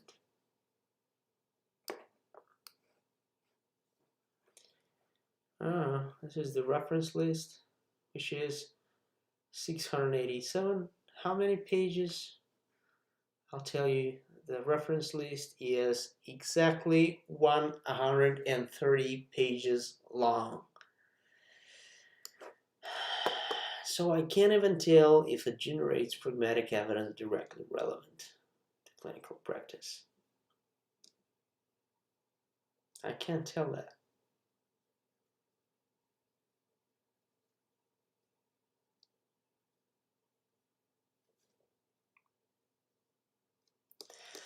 I can't tell that. I can't tell that. I'm sorry. Does not generate pragmatic evidence directly relevant to evidence-based practice.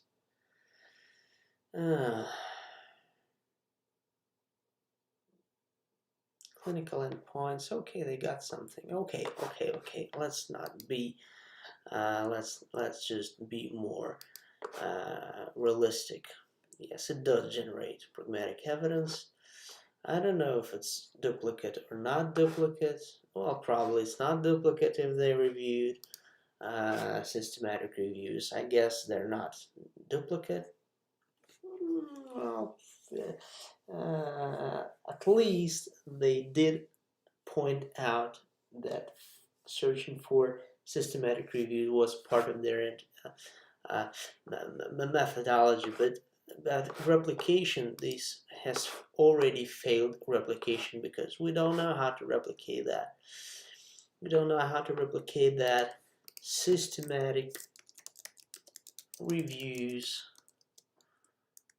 conducted are not reported clearly in the document, in this document. Only the summarized results are reported.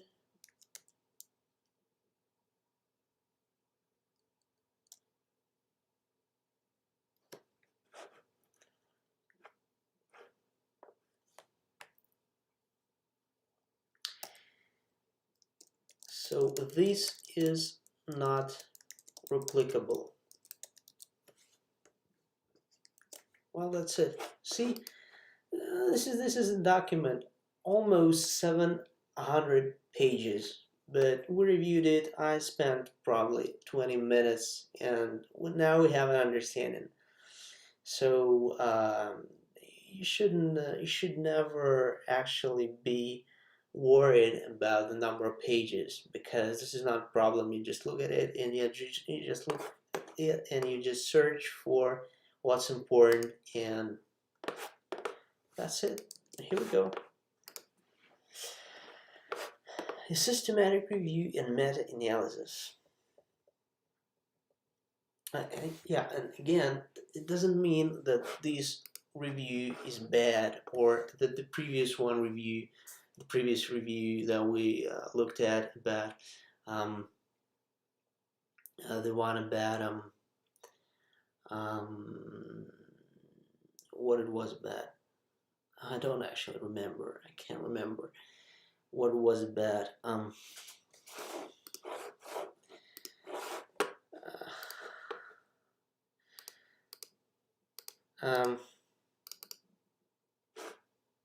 Gastroenterology, yeah, probiotics for antibiotic-associated diarrhea. I'm not saying that it's a bad review, that it should not be used, but I'm just saying that it requires more time now. It requires very diligent analysis. It means that it cannot be used currently.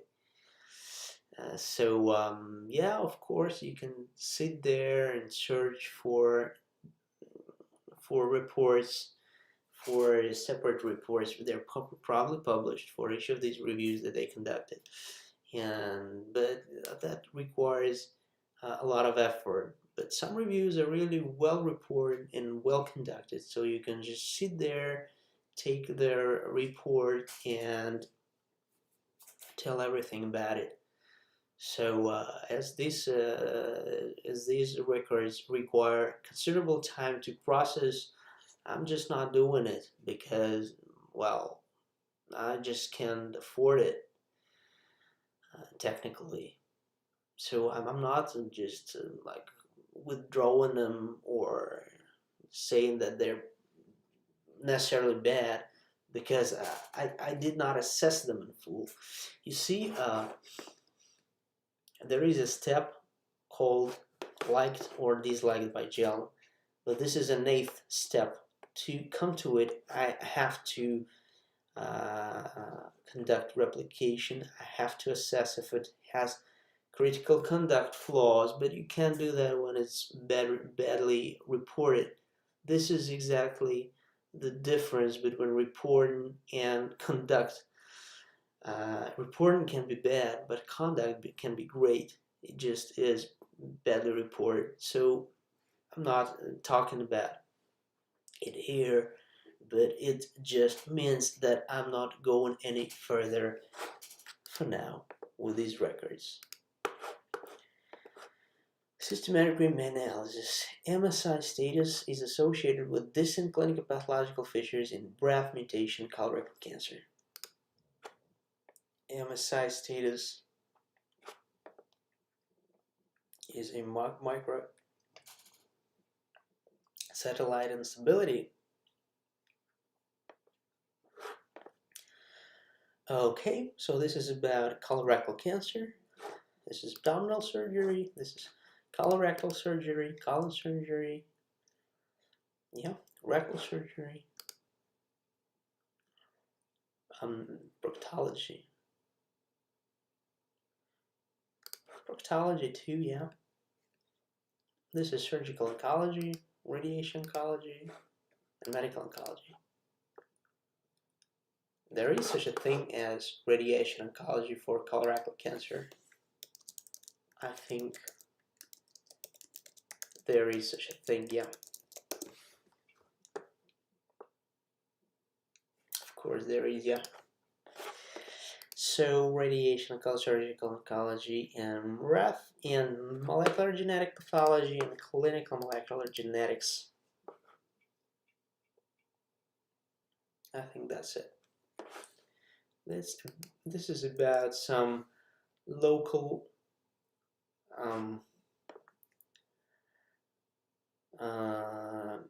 molecular problem in the related to colorectal cancer. Systematic review meta-analysis. Effective pressure injury training for nurses. Very great. Very good. Medical management for nurses.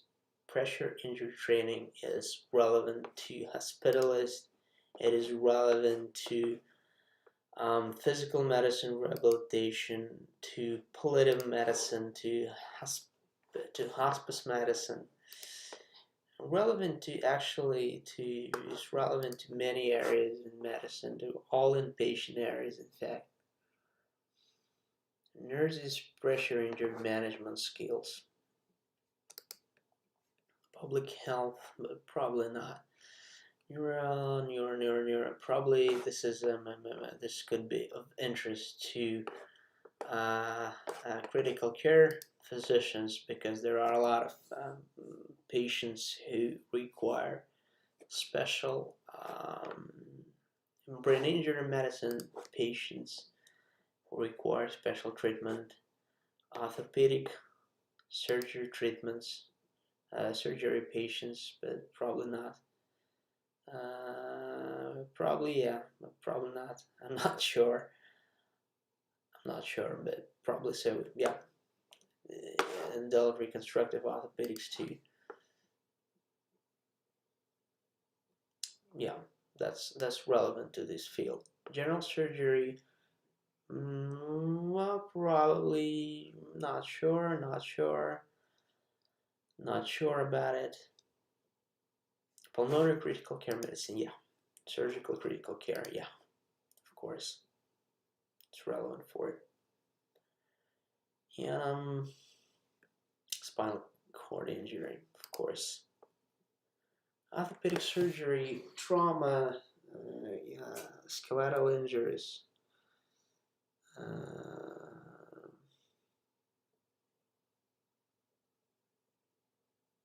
This is probably not interesting for physicians in these areas. Brain injury medicine, yeah, it is. It is a special area. Well, that is dedicated to that kind of stuff.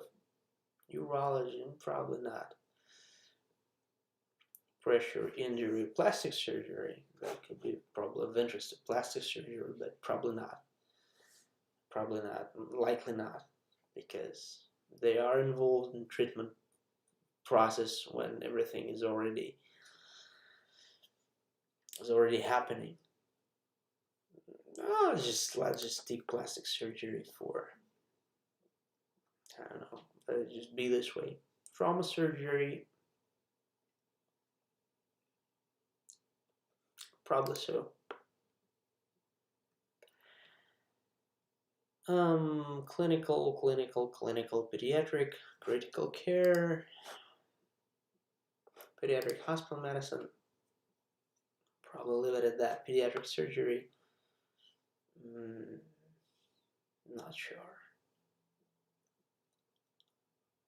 Not sure. Probably not. Trauma surgery is probably an overkill too.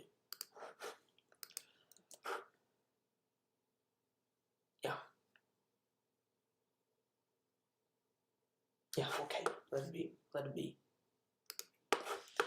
Systematic review of in vivo studies. Effect of low-level laser therapy on bone regeneration of critical-sized bone defects.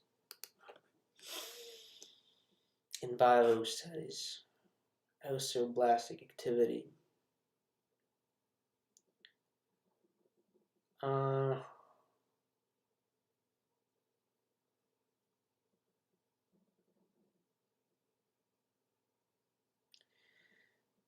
Oral biology, this is probably relevant to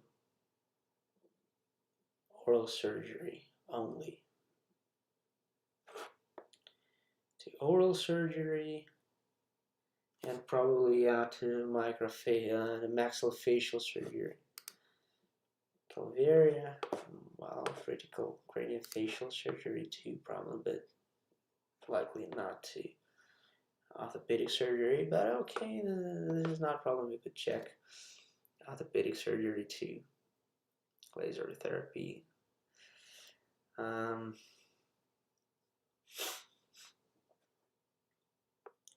Okay, let's just check every specialty that's bad. Working with bones. Foot orthopedic surgery. Facial plastic surgery. Craniofacial hand surgery. I'm not sure if it's relevant, but let it be. Neuropathology, neurotology, neurological surgeries, well, working with Calvaria, probably so. Ophthalmic plastic surgery, oral surgery, yeah. Oh, otolaryngology, probably so. Orthopedic surgery, plastic head and neck surgery, probably so. Plastic surgery overall, let it be. That's very difficult to classify problem. Radiology, procedural dermatology, orthopedic trauma, that'd be orthopedic trauma. Angle orthopedics, critical care, craniofacial, spinal cord injury, no, not really. Musculoskeletal oncology, probably that's important to pediatric orthopedics. Otolaryngology, I'm not sure. I'm not sure if it's relevant to otolaryngology. That's an overkill. And that's an overkill to include neurological surgery, of course. And that's an overkill. Shouldn't do that. Plastic head and neck surgery, well, probably so. Probably so. Plastic surgery, yeah, probably so too. orthopedics, pediatric surgery. Yeah, let it be so. Hospital medicine now.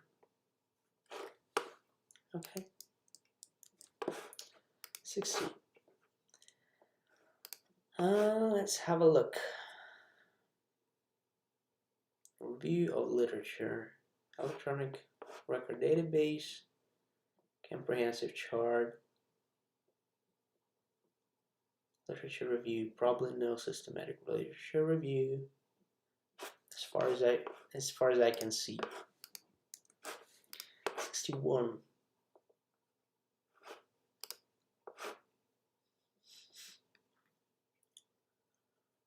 Research articles work written with PubMed is a systematic review by Xuanfeibaidu Preoperative. The proper use of statistics in cholangiocarcinoma research in Southeast Asia. So, this is a meta-epidemiological study. So this is probably relevant to hepatologists, probably to gastroenterologists, cholangiocarcinoma, to abdominal surgeons, probably so, general surgeons, probably so,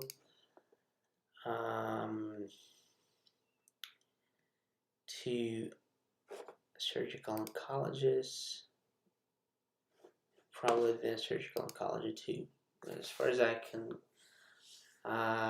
know, advanced surgical oncology, this is mostly BADM,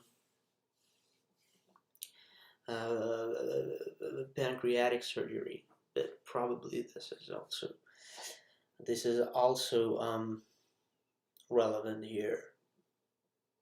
Surgical oncology,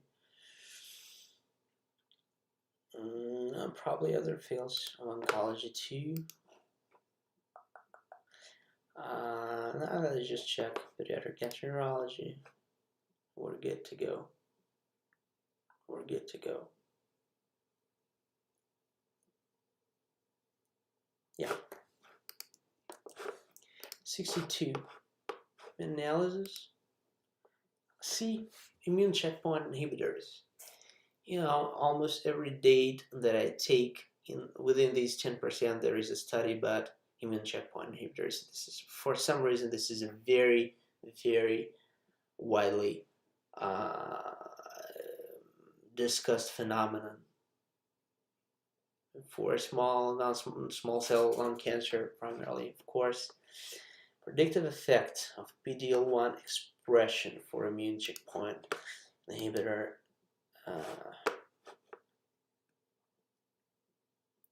is a known biomarker. Clinical laboratory immunology, clinical pharmacology, probably so, probably not, likely not, but likely yeah. Let it be so. Pulmonary disease, of course.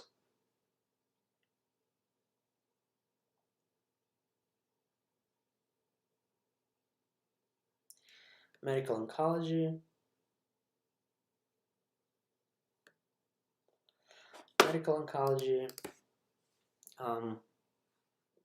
Expression.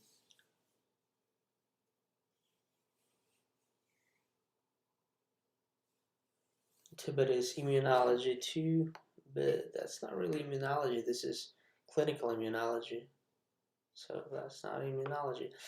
Medical oncology, yeah, I think that's enough. Surgical oncology.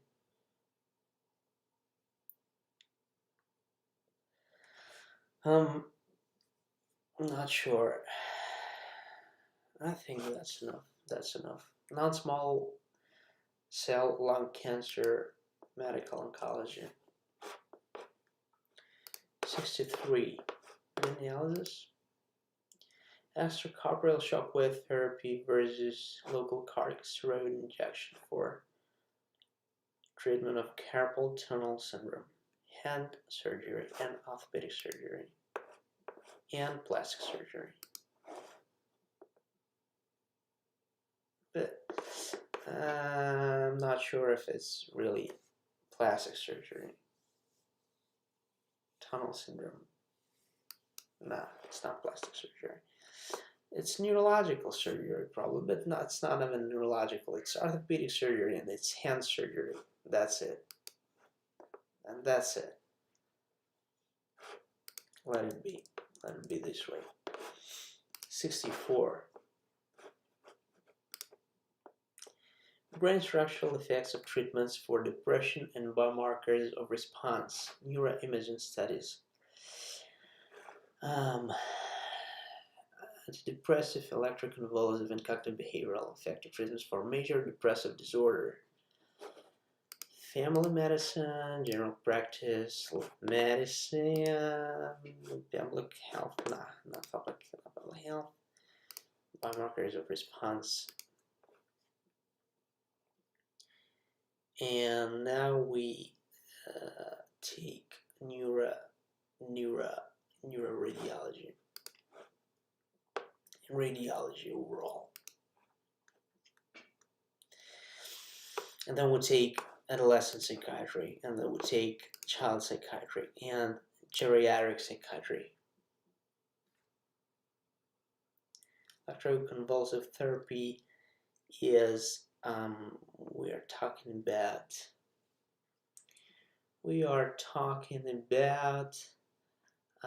cardiac electrophysiology. No. There is a specialty related to that. Clinical neurophysiology. That's it.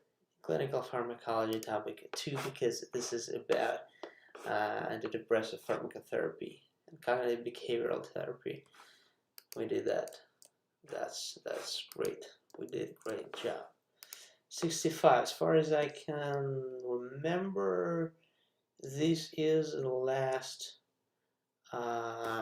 record to appraise before we can tell that it's 10% appraised. Systematic review. Oncology and hematology's impact. Palliative care referral.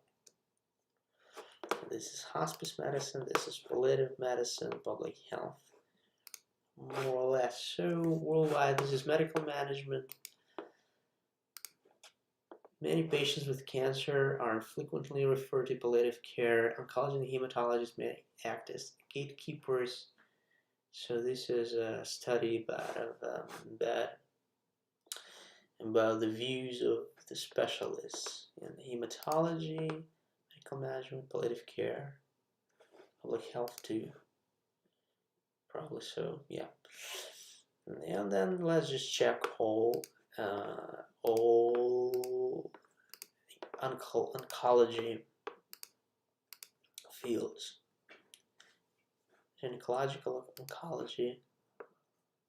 Oh, and that's it. That's it. So here we go. We have appraised 10% of all systematic reviews, Index and PubMed, on November 25th. We have conducted primary appraisals. We have set specialty tags, and we have conducted full appraisals for a couple of selected studies. We spent, I guess, around 3 hours or so to appraise the rest of these records. I'm gonna need around 30 hours more, which is not possible to do. So I'm not sure if I'm gonna leave it at that, if I'm gonna leave it at 100% of records or not. Probably so. The next step will be to record a dedicated video about new reviews within some specialty group, like we're talking about new reviews in cardiology and review all recent reviews in cardiology. Probably I'm gonna record a separate video where I'm gonna recall. I'm gonna cover all these reviews that we looked at today, but I'm not sure about that too. But the experience of streaming this activity is very positive, so I'm probably gonna continue this tomorrow. So stay tuned, Genome.com, and this activity is not funded. I'm completely unfunded, so please crowdfund this thing.